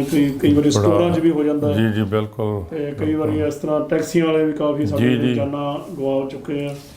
ਜਦੋਂ ਵੀ ਇਹੋ ਜਿਹੀ ਮਨਹੂਸ ਖਬਰ ਕੋਈ ਸੁਣਦੇ ਆ ਤੇ ਬੜਾ ਦੁੱਖ ਹੁੰਦਾ, ਚਾਹੇ ਉਹ ਕਿਸੇ ਵੀ ਮੂਲ ਨਾਲ ਸੰਬੰਧਿਤ ਹੋਵੇ, ਤੇ ਖਾਸ ਕਰਕੇ ਜਦੋਂ ਪੰਜਾਬ ਨਾਲ ਸੰਬੰਧਿਤ ਹੁੰਦਾ ਫਿਰ ਥੋੜ੍ਹਾ ਜਿਹਾ ਸਾਨੂੰ ਜ਼ਿਆਦਾ, ਕਿਉਂਕਿ ਸਾਡੇ ਦੇਸ਼ ਤੋਂ ਸਾਡੀ ਮਿੱਟੀ ਤੋਂ ਆਇਆ ਹੁੰਦਾ ਕਰਕੇ। ਪਰ ਕਿਸੇ ਨਾਲ ਵੀ ਇਹੋ ਜਿਹੀ ਜਦੋਂ ਗੱਲ ਹੁੰਦੀ ਆ ਜਾਂ ਕਿਸੇ ਨੂੰ ਵੀ ਜਦੋਂ ਇਹੋ ਜਿਹੀ ਘਟਨਾ ਦਾ ਸਾਹਮਣਾ ਕਰਨਾ ਪੈਂਦਾ ਤੇ ਬਹੁਤ ਹੀ ਦੁੱਖ ਹੁੰਦਾ। ਬੜੀ ਮਾੜੀ ਗੱਲ ਆ। ਗਨ ਕੰਟਰੋਲ ਤੇ ਵੀ ਬੜਾ ਜ਼ੋਰ ਲੱਗ ਰਿਹਾ। ਬਾਈਡਨ ਪ੍ਰਸ਼ਾਸਨ ਨੇ ਇੱਕ ਲਾਅ ਵੀ ਆਂਦਾ ਪਿੱਛੇ ਜਿਹੇ ਗਨ ਕੰਟਰੋਲ ਕਰਨ ਲਈ, ਪਰ ਦੇਖੋ ਕਦੋਂ ਹੁੰਦਾ ਕਦੋਂ ਨਹੀਂ ਹੁੰਦਾ। ਪਰ ਜਦੋਂ ਵੀ ਇਹੋ ਜਿਹੀ ਗੱਲ ਹੁੰਦੀ ਆ ਤੇ ਮਨ ਬੜਾ ਦੁਖੀ ਹੁੰਦਾ ਆ। ਹੋਰ ਵੀ ਇੱਥੇ ਲੋਕਲ ਸੈਕਰਾਮੈਂਟੋ ਤੇ ਫ੍ਰਿਜ਼ਨੋ, ਸੈਨ ਫਰਾਂਸਿਸਕੋ ਵੀ ਪਿਛਲੇ ਹਫ਼ਤੇ ਦੇ ਵਿੱਚ ਕਾਫੀ ਇਹੋ ਜਿਹੀਆਂ ਘਟਨਾਵਾਂ ਹੋਈਆਂ, ਹੋਮੋਸਾਈਡ ਵੀ ਹੋਏ ਆ ਜਿੱਥੇ ਕਿ ਸ਼ੂਟ ਕੀਤਾ ਗਿਆ, ਗੋਲੀਆਂ ਚੱਲੀਆਂ। ਤੇ ਪਰ ਵੀ ਇਹੀ ਕਹਿ ਸਕਦੇ ਹਾਂ ਅਸੀਂ ਤਾਂ ਸਾਰਿਆਂ ਨੂੰ ਵੀ ਕੰਮਕਾਰ ਦੇ ਉੱਤੇ ਖਿਆਲ ਨਾਲ ਬਚ ਕੇ ਆਪਣਾ ਬਚਾਅ ਰੱਖੋ ਜਿੰਨਾ ਵੀ ਰੱਖ ਸਕਦੇ ਆ। ਕਿਸੇ ਨਾਲ ਵਾਧੂ ਬਹਿਸ ਕਰਨ ਦੀ ਲੋੜ ਨਹੀਂ, ਆਰਗੂਮੈਂਟ ਨਾ ਕਰੋ ਕਿਸੇ ਨਾਲ ਵੀ, ਕਿਉਂਕਿ ਇੱਥੇ ਕੋਈ ਆਪਾਂ ਜਿੱਤ ਕੇ ਜਾਂ ਕੋਈ ਆਪਾਂ ਜ਼ੋਰ ਨਹੀਂ ਦਿਖਾਉਣਾ। ਅਸੀਂ ਤਾਂ ਕੰਮਕਾਰ ਕਰਨਾ ਹੈ, ਆਪਣੀ ਰੋਟੀ ਰਾਜੀ। ਤਾਂ ਵੈਸੇ ਵੀ ਇੱਥੇ ਦੱਸਿਆ ਹੋਇਆ ਵੀ ਤੁਸੀਂ ਬਹਿਸ ਵਸਈਆ ਨਹੀਂ ਕਰਨਾ ਜੀ। ਬਿਲਕੁਲ ਬਿਲਕੁਲ, ਬੀਅਰ ਪੈਕ ਜਾਂ ਕੋਈ ਹੋਰ ਕੋਈ ਚੀਜ਼ ਚੱਕ ਕੇ ਭੱਜਣ ਤੋਂ ਲੈਟ ਹਿਮ ਗੋ। ਤੁਹਾਡੀ ਜਾਨ ਨਾਲੋਂ ਜ਼ਿਆਦਾ ਉਹ ਕੀਮਤੀ ਨਹੀਂ ਹੈਗਾ। ਤੇ ਉਸ ਕਰਕੇ ਇਹ ਵੀ ਥੋੜਾ ਜਿਹਾ ਆਪਣੇ ਆਪ ਵੀ ਖਿਆਲ ਰੱਖਣਾ। ਸਾਡੇ ਜਿਹੜੇ ਪੰਜਾਬੀ ਹੁੰਦੇ ਨਾ ਜੀ, ਕਈ ਵਾਰੀ ਨਵੇਂ ਹੁੰਦੇ ਆ ਜੀ ਜੀ, ਉਹਨਾਂ ਨੂੰ ਇਹ ਹੁੰਦਾ ਵੀ ਆਪਾਂ ਕੰਮ ਤੇ ਲੱਗੇ ਆ, ਅਸੀਂ ਸਿੰਸੀਅਰਿਟੀ ਦਿਖਾਉਣੀ। ਬਿਲਕੁਲ ਬਿਲਕੁਲ ਹੁੰਦੀ ਆ। ਉਹ ਕੀ ਹੁੰਦਾ ਵੀ ਉਹ ਸਿੰਸੀਅਰਿਟੀ ਦਿਖਾਉਂਦੇ ਹੁੰਦੇ ਵਿਚਾਰੇ ਆਪ ਹੀ ਉਹ ਲੈ ਜਾਂਦੇ ਆ। ਜਦੋਂ ਅਸੀਂ ਵੀ ਲੱਗੇ ਆ ਕੰਮ ਤੇ 91 ਵਿੱਚ ਆਏ ਆ, ਤੇ ਉਦੋਂ ਸਾਡੇ ਵੀ ਦਿਮਾਗ ਦੇ ਵਿੱਚ ਇਹੀ ਗੱਲ ਸੀ, ਹੁਣ ਵੀ ਦਿਮਾਗ 'ਚ ਇਹੀ ਗੱਲ ਆ। ਪਰ ਹੁਣ ਥੋੜਾ ਚਲੋ ਇੱਥੇ ਰਹਿ ਕੇ ਸਾਨੂੰ ਸਿਸਟਮ ਦਾ ਪਤਾ ਲੱਗ ਗਿਆ। ਇਹਦੇ ਨਾਲ ਇੱਕ ਛੋਟੀ ਜਿਹੀ ਖਬਰ ਹੋਰ ਮੈਂ ਤੁਹਾਡੇ ਨਾਲ ਸਾਂਝੀ ਕਰਨੀ ਮੰਗਦਾ ਕਿ ਜਦੋਂ ਜਨਵਰੀ 6, 2021 ਨੂੰ ਜਦੋਂ ਨਵੰਬਰ ਹੋਈ ਸੀ ਇਲੈਕਸ਼ਨ 2020 'ਚ, ਜਨਵਰੀ 6, 2021 ਨੂੰ ਇੱਕ ਕੈਪੀਟਲ ਤੇ ਦੰਗੇ ਹੋਏ ਸੀਗੇ ਜਿਹਦੇ ਵਿੱਚ ਕਾਫੀ 6 ਜਨਵਰੀ 2021 ਨੂੰ ਜਿਹਦੇ ਵਿੱਚ ਕਾਫੀ ਹਫੜਾ ਦਫੜੀ ਹੋਈ ਸੀ, ਕਾਫੀ ਬੰਦੇ ਮਰੇ ਸੀ ਜੀ। ਸੈਨੇਟਰ ਵਗੈਰਾ ਜਿਹੜੇ ਅੰਦਰ ਲੌਕਅਪ ਹੋ ਗਏ ਸੀਗੇ, ਕਾਂਗਰਸਮੈਨ, ਤੁਹਾਨੂੰ ਪਤਾ ਹੀ ਹੈ ਸਾਰਾ ਉਹ ਆਪਾਂ ਦੇਖਿਆ ਖਬਰ। ਤੇ ਇਹ ਉਸ ਵੇਲੇ ਜਿਹੜਾ ਮਾਈਕਲ ਸਟੈਂਗਰ ਸੀਗਾ, ਜਿਹੜਾ ਸੁਪਰਵਾਈਜ਼ਰ ਸੀ ਉਸ ਵੇਲੇ, ਐਡਮਨ ਸੀ ਜਿਹੜਾ ਕਿ ਕੰਟਰੋਲ ਕਰਦਾ ਸੀ, ਇਹਨਾਂ ਨੂੰ ਸੁਰੱਖਿਆ ਦੇਣੀ ਸੀ ਜਿਹਨੇ, ਉੱਥੇ ਇੱਕ ਕਮੇਟੀ ਬਣੀ ਸੀ ਜਿਹਦੇ ਕਿ ਕੱਲ੍ਹ ਨੂੰ ਇਨਵੈਸਟੀਗੇਸ਼ਨ ਸ਼ੁਰੂ ਹੋਈ ਆ ਉਹ ਕਮੇਟੀ ਨੇ, ਤੇ ਉਹਨੇ ਕਮੇਟੀ ਮੂਹਰੇ ਪੇਸ਼ ਹੋਣਾ ਸੀ। ਪਰ ਉਹ ਖਬਰ ਆ ਕਿ ਉਹ ਕੱਲ੍ਹ ਰਾਤੀ ਆਪਣੇ ਘਰ ਦੇ ਵਿੱਚ ਉਹ ਸੁਸਾਈਡ ਕਰ ਲਿਆ ਜਾਂ ਮ੍ਰਿਤਕ ਪਾਇਆ ਗਿਆ। ਉਹਦਾ ਕੀ ਕਾਰਨ ਆ ਹਜੇ ਉਹ ਨਹੀਂ ਦੱਸਿਆ। ਹਾਂ, 71 ਈਅਰ ਓਲਡ ਸੀਗਾ। ਕਮੇਟੀ ਕੋਲ ਪੇਸ਼ ਹੋਣ ਤੋਂ ਇੱਕ ਦਿਨ ਪਹਿਲਾਂ ਹੀ ਉਹ ਜਿਹੜਾ ਇਸ ਦੁਨੀਆ ਨੂੰ ਅਲਵਿਦਾ ਕਹਿ ਗਿਆ। ਜੀ ਜੀ ਜੀ ਜੀ, ਉਹ ਵੀ ਬੜੀ ਸਸਪੈਂਸ ਵਾਲੀ ਖਬਰ ਹੈਗੀ ਆ ਵੀ ਪਤਾ ਨਹੀਂ ਹੈਗਾ ਜੀ ਕਿੰਨੇ ਮਾਰਤਾ ਕਿ ਆਪੇ ਮਰਿਆ ਕਿ ਕੀ ਜੀ ਜੀ ਬਿਲਕੁਲ। ਕਿਉਂਕਿ ਉਦੋਂ ਜਦੋਂ ਟਰੰਪ ਪਹਿਲੇ ਪ੍ਰੈਜ਼ੀਡੈਂਟ ਸੀ ਉਹ ਹਾਰ ਗਏ ਸੀ ਜੀ, ਤੇ ਉਹਨਾਂ ਦੇ ਜਿਹੜੇ ਹਮਾਇਤੀ ਸੀ ਉਹਨਾਂ ਨੇ ਇੱਕਦਮ ਜਿਹੜਾ ਸੀ ਹਮਲਾ ਬੋਲ ਦਿੱਤਾ ਸੀ ਕੈਪੀਟਲ ਤੇ ਬਹੁਤ ਸਾਰੇ ਆਪਣੇ ਜਿਹੜੇ ਉੱਥੇ ਲਾ ਮੈਨ ਸੀ ਜਿਹੜੇ ਅੰਦਰ ਰਹਿ ਗਏ ਸੀ। ਬਹੁਤ ਵਰਲਡ ਵਾਈਡ ਜਿਹੜੀ ਗੱਲ ਗਈ ਸੀ ਕਿ ਜੀ ਜੀ ਇਹ ਉਸੇ ਹੀ ਰਾਈਟਸ ਦਾ ਜਿਹੜਾ ਉਸੇ ਇਨਵੈਸਟੀਗੇਸ਼ਨ ਦਾ ਹਿੱਸਾ ਸੀ ਇਹ ਬੰਦਾ, ਕਿਉਂਕਿ ਕਮੇਟੀ ਬਣੀ ਆ ਉਹਦੇ ਵਿੱਚ ਰਿਪਬਲਿਕਨ ਵੀ ਹੈਗੇ, ਡੈਮੋਕ੍ਰੇਟ ਵੀ ਹੈਗੇ। ਉਹ ਇਨਵੈਸਟੀਗੇਟ ਕਰ ਰਿਹਾ ਵੀ ਹੋਇਆ ਕਿਉਂ, ਕਿਉਂਕਿ ਕਿਹਾ ਜਾਂਦਾ ਕਿ ਟਰੰਪ ਪ੍ਰਸ਼ਾਸਨ ਵੱਲੋਂ ਕਾਫੀ ਜ਼ੋਰ ਸੀ ਇਲੈਕਸ਼ਨ ਨੂੰ ਟਰਨਓਵਰ ਕਰਨ ਦਾ, ਵਾਈਸ ਪ੍ਰੈਜ਼ੀਡੈਂਟ ਤੇ ਵੀ ਸੀਗਾ। ਪਰ ਉਹਦੇ ਵਿੱਚ ਕੀ ਸੱਚ ਆ ਕੀ ਝੂਠਾ ਅਸੀਂ ਨਹੀਂ ਕਹਿ ਸਕਦੇ, ਕਿਉਂਕਿ ਜਿੰਨੇ ਉਹ ਕਮੇਟੀ ਫੈਸਲਾ ਨਹੀਂ ਦਿੰਦੀ। ਪਰ ਉਸ ਵੇਲੇ ਰਾਈਟਸ ਜਿਹੜੇ ਹੋਏ ਸੀ ਉਹ ਇਸੇ ਕਰਕੇ ਹੋਏ ਸੀਗੇ ਕਿ ਟਰੰਪ ਜਿਹੜਾ ਉਹਨੂੰ ਇੱਕ ਹੋਰ ਗਾਂ ਟਰਮ ਜਿਹੜੀ ਆਉਣੀ ਚਾਹੀਦੀ ਜਾਂ ਕਿੱਦਾਂ। ਉਸੇ ਰਾਈਟਸ ਦੇ ਵਿੱਚ ਇਹ ਬੰਦੇ ਦੀ ਮੇਨ ਜ਼ਿੰਮੇਵਾਰੀ ਸੀ ਜਿਹਦੇ ਬਾਰੇ ਪੁੱਛਗਿੱਛ ਕਮੇਟੀ ਨੇ ਕਰਨੀ ਸੀ, ਪਰ ਉਹ ਪਹਿਲੇ ਇਸ ਦੁਨੀਆ ਨੂੰ ਅਲਵਿਦਾ ਕਹਿ ਗਿਆ। ਇੱਕ ਹੋਰ ਖਬਰ ਹੈ ਜੀ, ਕੋਲੰਬੀਆ ਦੀ ਜੇਲ੍ਹ ਬਿਲਕੁਲ ਨਾਲ ਲੱਗਦਾ ਕੰਟਰੀ ਆਪਣੇ ਅਮਰੀਕਾ ਦੇ, ਤੇ ਉੱਥੇ ਜੇਲ੍ਹ 'ਚ ਅੱਗ ਲੱਗਣ ਨਾਲ 49 ਕੈਦੀ ਜਿਹੜੇ ਤੇ ਹੋਰ ਲੋਕ ਜਿਹੜੇ ਆ ਉਹ ਮਾਰੇ ਗਏ ਆ। ਬੜੀ ਇਹ ਵੀ ਮੰਦਭਾਗੀ ਘਟਨਾ ਹੋਈ ਆ ਉੱਥੇ। ਇਹ ਵੀ ਉੱਥੇ ਦੰਗਿਆਂ ਦੀ ਕੋਸ਼ਿਸ਼ ਹੋ ਰਹੀ ਸੀ, ਜਿਹੜੇ ਕੈਦੀ ਸੀ ਉਹ ਆਪਸ ਵਿੱਚ ਹੀ ਮਾਹੌਲ ਇਹੋ ਜਿਹਾ ਕ੍ਰੀਏਟ ਕਰ ਰਹੇ ਸੀਗੇ ਜਿੱਦਾਂ ਦੰਗੇ ਕਰਨ ਦੀ, ਜੇਲ੍ਹ ਦੇ ਵਿੱਚ ਥੋੜ੍ਹਾ ਜਿਹਾ ਜਿੱਦਾਂ ਵਾਇਲੈਂਸ ਕਰਨ ਦੀ, ਮਾਹੌਲ ਨੂੰ ਖਰਾਬ ਕਰਨ ਦੀ, ਗੈਂਗਸਟਰ ਟਾਈਪ ਉਹਦੇ ਕਰਦਿਆਂ ਉੱਥੇ ਜਿਹੜੀ ਉਹ ਜੇਲ੍ਹ ਦੇ ਵਿੱਚ ਅੱਗ ਲੱਗ ਗਈ ਜਾਂ ਲਾਈ ਗਈ ਆ, ਇਹਦੇ ਬਾਰੇ ਹਜੇ ਉਹਨੇ ਕੋਈ ਵਿਸਤਾਰ ਵਿੱਚ ਨਹੀਂ ਦੱਸਿਆ। ਪਰ 49 ਬੰਦੇ ਜਿਹੜੇ ਉਹਦੇ ਵਿੱਚ। ਇੱਕ ਹੋਰ ਜਿਹੜੀ ਕੈਲੀਫੋਰਨੀਆ ਸਟੇਟ ਦੀ ਗਵਰਨਰ ਵੱਲੋਂ ਬੜੀ ਵਧੀਆ ਗੁੱਡ ਨਿਊਜ਼ ਆ ਕਿ 1 ਜਨਵਰੀ 2024 ਤੋਂ ਸਾਰਿਆਂ ਨੂੰ ਮੈਡੀਕਲ ਮਿਲੇਗਾ। ਬਿਲਕੁਲ, ਇਹ ਬੜੀ ਰਾਹਤ ਵਾਲੀ ਗੱਲ ਆ, ਗੁੱਡ ਨਿਊਜ਼ ਆ। 7 ਲੱਖ ਜਿਹੜੇ ਹੈਗੇ ਆ ਇੰਡੀਵਿਜੂਅਲ 26 ਤੋਂ 49 ਸਾਲ ਦੇ, ਉਹ ਇਸ ਲਈ ਐਲੀਜੀਬਲ ਹੋਣਗੇ। ਪਰ ਉਹ ਜਿਹੜੇ ਕਿ ਇਸ ਏਜ ਦੇ ਆ 2024 ਤੋਂ ਜਨਵਰੀ 1 2024 ਤੋਂ ਉਹ ਮੈਡੀਕਲ ਲੈ ਸਕਦੇ ਆ। ਪਰ ਉਦੋਂ ਪਹਿਲਾਂ ਵੀ ਸਟੇਟ ਮੈਡੀਕਲ ਮਿਲਦਾ ਆਲਰੇਡੀ, ਓਬਾਮਾ ਕੇਅਰ ਵੀ ਹੈਗੀ। ਹਾਂਜੀ, ਇਹਦੇ ਵਿੱਚ ਜਿਹੜੀ ਕੋਈ ਨਾ ਕੋਈ ਨਵੀਂ ਪਲਾਨਸ ਕੱਢਦੇ ਜੀ, ਇਹਦੇ ਵਿੱਚ ਜਿਹੜੀ ਸਭ ਤੋਂ ਵੱਡੀ ਜਿਹੜੀ ਗੱਲ ਹੈਗੀ ਆ ਦੱਸਣ ਵਾਲੀ ਆ ਜਾਂ ਉਹ ਹੈਗੀ ਵੀ ਅਨਡਾਕੂਮੈਂਟ, ਜੇ ਤੁਹਾਡੇ ਕੋਲ ਕੋਈ ਪੇਪਰ ਨਹੀਂ ਹੈਗਾ, ਤੁਹਾਡੇ ਕੋਲ ਸੋਰਸ ਕੋਡ ਵੀ ਹੈ ਨਹੀਂ, ਕੋਈ ਪੇਪਰ ਨਹੀਂ ਗਾ, ਤੁਸੀਂ ਸਾਈਲਮ ਵੀ ਨਹੀਂ ਲਈ, ਤਾਂ ਵੀ ਤੁਸੀਂ ਮੈਡੀਕਲ ਲਈ ਐਲੀਜੀਬਲ ਹੋਵੋਗੇ। ਤੇ ਕੈਲੀਫੋਰਨੀਆ ਜਿਹੜੀ ਸਟੇਟ ਦੇ ਜਿਹੜੀ ਡੈਮੋਕ੍ਰੇਟ ਪਾਰਟੀ ਜਾਂ ਕੋਈ ਵੀ ਜਿਨ੍ਹਾਂ ਨੇ ਲਾਅ ਬਣਾਇਆ ਉਹ ਸਾਰੇ ਵਧਾਈ ਦੇ ਹੱਕਦਾਰ ਆ। ਤੇ ਤੁਸੀਂ ਵੀ ਆਪਾਂ ਹੁਣ ਕਰ ਲਈਏ ਰੀਅਲਟਰ। ਜੀ ਜੀ ਜ਼ਰੂਰ ਲੋਕਾਂ ਨਾਲ ਥੋੜ੍ਹੀਆਂ ਗੱਲਾਂ ਬਾਤਾਂ ਸਾਂਝੀਆਂ ਕਰ ਲਈਏ। ਘਰਾਂ ਦੇ ਜਿਹੜੇ ਪ੍ਰਾਈਸ ਆ ਉਹ ਟਿਕੇ ਹੋਏ ਆ ਜੀ, ਬਿਲਕੁਲ ਥੱਲੇ ਨਹੀਂ ਗਏ। ਚਾਹੇ ਕਿ ਇੰਟਰਸਟ ਰੇਟ ਜਿਹੜਾ ਆਲਮੋਸਟ 5.5 ਵੀ ਚਲਾ ਗਿਆ, ਉੱਪਰ ਵੀ ਚਲਾ ਗਿਆ, ਅਕੋਰਡਿੰਗ ਟੂ ਤੁਹਾਡਾ ਕ੍ਰੈਡਿਟ ਕੀ ਆ ਜਾਂ ਰੈਕਡ ਕੀ ਆ। ਪਰ ਜਿਹੜੇ ਘਰਾਂ ਦੇ ਪ੍ਰਾਈਸ ਆ ਟਿਕੇ ਹੋਏ ਆ, ਬਿਲਕੁਲ ਸਟੇਬਲ ਆ, ਹਜੇ ਸਟੇਬਲ, ਤੇ ਕੋਈ ਹੱਲੇ ਉਹਦਾ ਕੋਈ ਦਿਖ ਵੀ ਨਹੀਂ ਰਿਹਾ ਵੀ ਘਰਾਂ ਦੇ, ਕਿਉਂਕਿ ਆਪਾਂ ਅੱਗੇ ਵੀ ਗੱਲ ਕਰਦੇ ਹੁੰਦੇ ਬਿਲਡਿੰਗ ਮਟੀਰੀਅਲ ਜਿਹੜਾ ਉਹ ਬਹੁਤ ਮਹਿੰਗਾ ਹੋ ਗਿਆ। ਤੁਸੀਂ ਜਿਹੜਾ 4x4 ਜਿਹੜੀ ਹੋਮ ਡਿਪੂ ਤੋਂ ਅੱਜ ਤੋਂ 6 ਮਹੀਨੇ ਪਹਿਲਾਂ ਜਾਂ ਸਾਲ ਪਹਿਲਾਂ ਲੈਣ ਜਾਂਦੇ ਸੀ, ਉਹ ਤੋਂ ਹੁਣ ਤਕਰੀਬਨ 3 ਗੁਣਾ ਜਾਂ 4 ਗੁਣਾ ਹੋ ਗਿਆ ਪ੍ਰਾਈਸ ਦਾ। 3 ਗੁਣਾ ਪ੍ਰਾਈਸ, ਹਰ ਚੀਜ਼ ਮਹਿੰਗੀ ਆ। ਘਰ ਕਿਵੇਂ ਸਸਤੇ ਹੋ ਜਾਣਗੇ? ਉਸ ਕਰਕੇ ਹਾਲੇ ਤੱਕ ਵੀ ਜਿਹੜੇ ਘਰਾਂ ਦੇ ਪ੍ਰਾਈਸ ਆ ਉਹ ਨਹੀਂ ਥੱਲੇ ਹੋਏ। ਅਸੀਂ ਤੇ ਬੇਨਤੀ ਕਰਾਂਗੇ ਕਿ ਜਿੰਨੇ ਵੀ ਸਾਡੇ ਜਿਹੜੇ ਆਡੀਅנס ਆ ਜਿਹੜਾ ਰਹਿਣ ਲਈ ਘਰ ਲੈਣਾ ਚਾਹੁੰਦੇ ਆ ਉਹ ਜ਼ਰੂਰ ਲੈਣ। ਜਿਹੜਾ ਪਰਸਨਲ ਬਜਾਏ ਜਿਹੜਾ ਅਪਾਰਟਮੈਂਟਾਂ 'ਚ ਤੁਸੀਂ ਜੀ ਰੈਂਟ ਵਰਸਸ ਮੌਰਗੇਜ ਜਿਹੜਾ ਜੀ ਬਿਲਕੁਲ, ਉਹ ਤੁਸੀਂ ਇੱਧਰ ਮੌਰਗੇਜ ਦੇ ਤੁਹਾਡਾ ਘਰ ਆਪਣਾ, ਕੱਲ ਨੂੰ ਕਦੇ ਵੀ ਜੇ ਘੱਟ ਵੀ ਜਾਂਦੇ, ਫਰਜ਼ ਕੀਤਾ ਜੇ ਘੱਟ ਜਾਂਦੇ ਆ ਤੁਹਾਡੇ ਪ੍ਰਾਈਸ ਫਿਰ ਵਧਣੇ। ਘਰਾਂ ਦਾ ਪ੍ਰਾਈਸ ਤਾਂ ਕਦੇ ਘਟਦਾ ਨਹੀਂ, ਜੇ ਘਟ ਵੀ ਗਿਆ ਉਹ ਤਾਂ ਜ਼ਿਆਦਾ ਵੱਧਦਾ। ਬਿਲਕੁਲ, ਇਹ ਇਹੋ ਜਿਹੀ ਚੀਜ਼ ਆ ਕਿ ਤੁਸੀਂ ਲੈ ਲਈ, ਖਰਾਬ ਨਹੀਂ ਹੋਣ ਲੱਗੀ। ਜਿਹੜੇ ਇਨਫਲੇਸ਼ਨ ਦੇ ਅੰਕੜੇ ਹੈਗੇ ਆ ਆਲਮੋਸਟ 8% ਦੇ ਨੇੜੇ ਇਨਫਲੇਸ਼ਨ ਹੋਈ ਹੈ 7.7 ਹਾਂਜੀ ਹੋ ਗਿਆ ਕੁਝ ਜੀ ਤੇ ਯੂਰਪ ਦੇ ਵਿੱਚ 6.6 ਸੀ ਹੁਣ 7.7 ਸੋ ਇਸ ਕਰਕੇ ਇਨਫਲੇਸ਼ਨ ਜਿਹੜੀ ਆ ਇਨਫਲੇਸ਼ਨ ਤੇ ਰਿਸੈਸ਼ਨ ਇਹ ਆਲਵੇਜ਼ ਕਹਿੰਦੇ ਆ ਪੈਰਲਲ ਹੁੰਦੇ ਆ ਕਿਉਂਕਿ ਜਦੋਂ ਇਨਫਲੇਸ਼ਨ ਹੁੰਦੀ ਆ ਤੇ ਰਿਸੈਸ਼ਨ ਦੇ ਚਾਂਸ ਹੁੰਦੇ ਆ ਪਰ ਉਹ ਤੁਹਾਡੀ ਗੱਲ ਆ ਵੀ ਹਜੇ ਕੋਈ ਇਹੋ ਜਿਹਾ ਸਾਈਨ ਮਹਿੰਗਾਈ ਜ਼ਰੂਰ ਹੋਈ ਆ ਪਰ ਕੋਈ ਰਿਸੈਸ਼ਨ ਦਾ ਜਿਹੜਾ ਦੇਖੋ ਨਿੱਜਰ ਸਾਹਿਬ ਸਿੱਧੀ ਇੱਕ ਸਿੰਪਲ ਅਰਥਮੈਟਿਕ ਹੈ ਜਿਹੜੇ ਬਿਲਡਰ ਨੇ ਇੱਕ ਘਰ 7 ਲੱਖ ਕਾਸਟ ਤੇ ਬਣਾਇਆ ਉਹ ਸਸਤਾ ਕਿਉਂ ਵੇਚੂਗਾ ਜੀ ਬਿਲਕੁਲ ਉਦੋਂ ਹੀ ਵੇਚੂਗਾ ਜਦੋਂ ਉਹਨੇ ਬੈਂਕਰਪਸੀ ਕਰਨੀ ਆ ਜਾਂ ਕੋਈ ਕਰਨੀ ਅਦਰਵਾਈਜ਼ ਤੇ ਕੋਈ ਸੈਂਸ ਨਹੀਂ ਬਣਦੀ ਹਜ਼ਾਰਾਂ ਘਰ ਇਸ ਵੇਲੇ ਸੈਕਰਾਮੈਂਟੋ ਏਰੀਆ 'ਚ ਬਣ ਰਹੇ ਇਹ ਦੇਖੋ ਤੁਸੀਂ ਉਹ ਕਿਉਂ ਬਣ ਰਹੇ ਆ ਉਹਨਾਂ ਨੂੰ ਫਿਊਚਰ ਦਿਖਦਾ ਵੇ ਵੀ ਇਹ ਥੱਲੇ ਨਹੀਂ ਹੋਣੇ ਇਹ ਤੇ ਬਣਨੇ ਹੀ ਬਣਨੇ ਆ ਮੈਂ ਕੱਲ ਵੀ ਇੱਥੇ ਇੱਕ ਨਵੇਂ ਘਰਾਂ 'ਚ ਗਿਆ ਸੀਗਾ ਬਿਲਡਰ ਕੋਲ ਤੇ ਲਾਈਨ ਲੱਗੀ ਸੀ ਜੀ ਸਾਨੂੰ ਘਰ ਬੁੱਕ ਕਰਾਉਣ ਲਈ 10-15 ਮਿੰਟ ਵੇਟ ਕਰਨੀ ਪਈ ਇਦਾਂ ਹੀ ਇੰਨਾ ਇੱਕ ਜਿਹੜੀ ਉੱਥੋਂ ਦੀ ਏਜੰਟ ਸੀ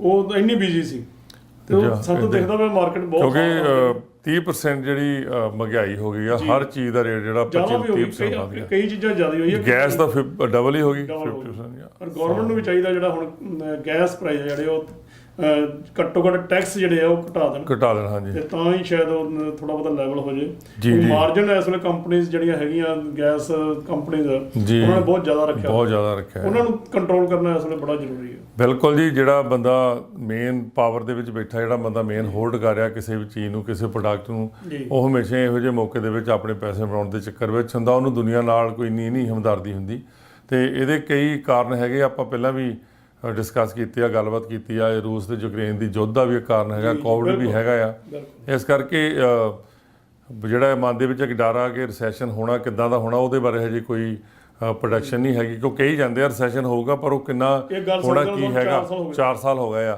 ਸੋ ਇਸ ਕਰਕੇ ਤੁਸੀਂ ਆਪਣੀ life need to going on ਜੋ ਵੀ ਤੁਸੀਂ ਸੋਚਿਆ ਘਰ ਲੈਣਾ ਕਦੋਂ ਲੈਣਾ ਤੁਸੀਂ ਉਹਦੇ ਹਿਸਾਬ ਨਾਲ ਆਪਣਾ ਪਲਾਨ ਕਰਕੇ ਤੇ ਤੁਸੀਂ ਸਲਾਹ ਮਸ਼ਵਰਾ ਲੈਣ ਲਈ ਕਦੀ ਵੀ ਕਾਲ ਕਰ ਸਕਦੇ ਆ ਰੰਧਾਵਾ ਸਾਹਿਬ ਦਾ ਨੰਬਰ ਹਮੇਸ਼ਾ ਹੀ ਆਨਲਾਈਨ ਵੀ ਤੁਸੀਂ ਲੱਭ ਸਕਦੇ ਆ ਤੇ ਮੇਰਾ ਨੰਬਰ ਹਾਂਜੀ ਕਿਸੇ ਨੂੰ ਵੀ ਕਾਲ ਕਰ ਸਕਦੇ ਆ ਤੇ ਤੁਹਾਨੂੰ ਅਸੀਂ ਜੋ ਵੀ ਐਡਵਾਈਸ ਦੇਵਾਂਗੇ ਓਨੈਸਟਲੀ ਟਰੂਥਫੁਲ ਦੇਵਾਂਗੇ ਅਸੀਂ ਤੁਹਾਨੂੰ ਹਨਾ ਤੇ ਐਨੀ ਟਾਈਮ ਹੋਰ ਰੰਧਾਵਾ ਸਾਹਿਬ ਕੋਈ ਜਾਂਦੇ ਆਪਣੇ ਦਰਸ਼ਕਾਂ ਨਾਲ ਕੋਈ ਖਬਰ ਸਾਂਝੀ ਫੇਰ ਆਪਣੇ ਦਰਸ਼ਕਾਂ ਨੂੰ 4 ਜੁਲਾਈ ਸਾਡਾ ਜਿਹੜਾ ਇੰਡੀਪੈਂਡੈਂਸ ਡੇ ਆ ਅਮਰੀਕਾ ਦਾ ਉਹਦੀ ਵਧਾਈ ਦਿੰਦੇ ਨਾਲ ਦੀ ਨਾਲ ਕੈਨੇਡਾ ਦਾ ਵੀ ਜੀ ਬਿਲਕੁਲ ਕੈਨੇਡਾ ਡੇ ਆ ਉਹਦੀ ਵੀ ਅਸੀਂ ਵਧਾਈ ਦਿੰਦੇ ਸਾਰੇ ਆਪਣੇ ਦਰਸ਼ਕਾਂ ਨੂੰ ਤੇ ਅਸੀਂ ਚਾਹਾਂਗੇ ਕਿ ਇਹ ਜਿਹੜਾ ਤੁਹਾਡਾ ਆਉਣ ਵਾਲਾ ਹਫ਼ਤਾ ਬਹੁਤ ਵਧੀਆ ਜਿਹੜਾ ਬਹੁਤ ਵਧੀਆ ਖੁਸ਼ੀਆਂ ਭਰਿਆ ਨੰਗੇ ਤੇ ਲਓ ਜੀ ਲੱਗੀ ਆ ਗਿਆ ਰੰਧਾਵਾ ਸਾਹਿਬ ਸਾਰਿਆਂ ਨੂੰ ਸਤਿ ਸ਼੍ਰੀ ਅਕਾਲ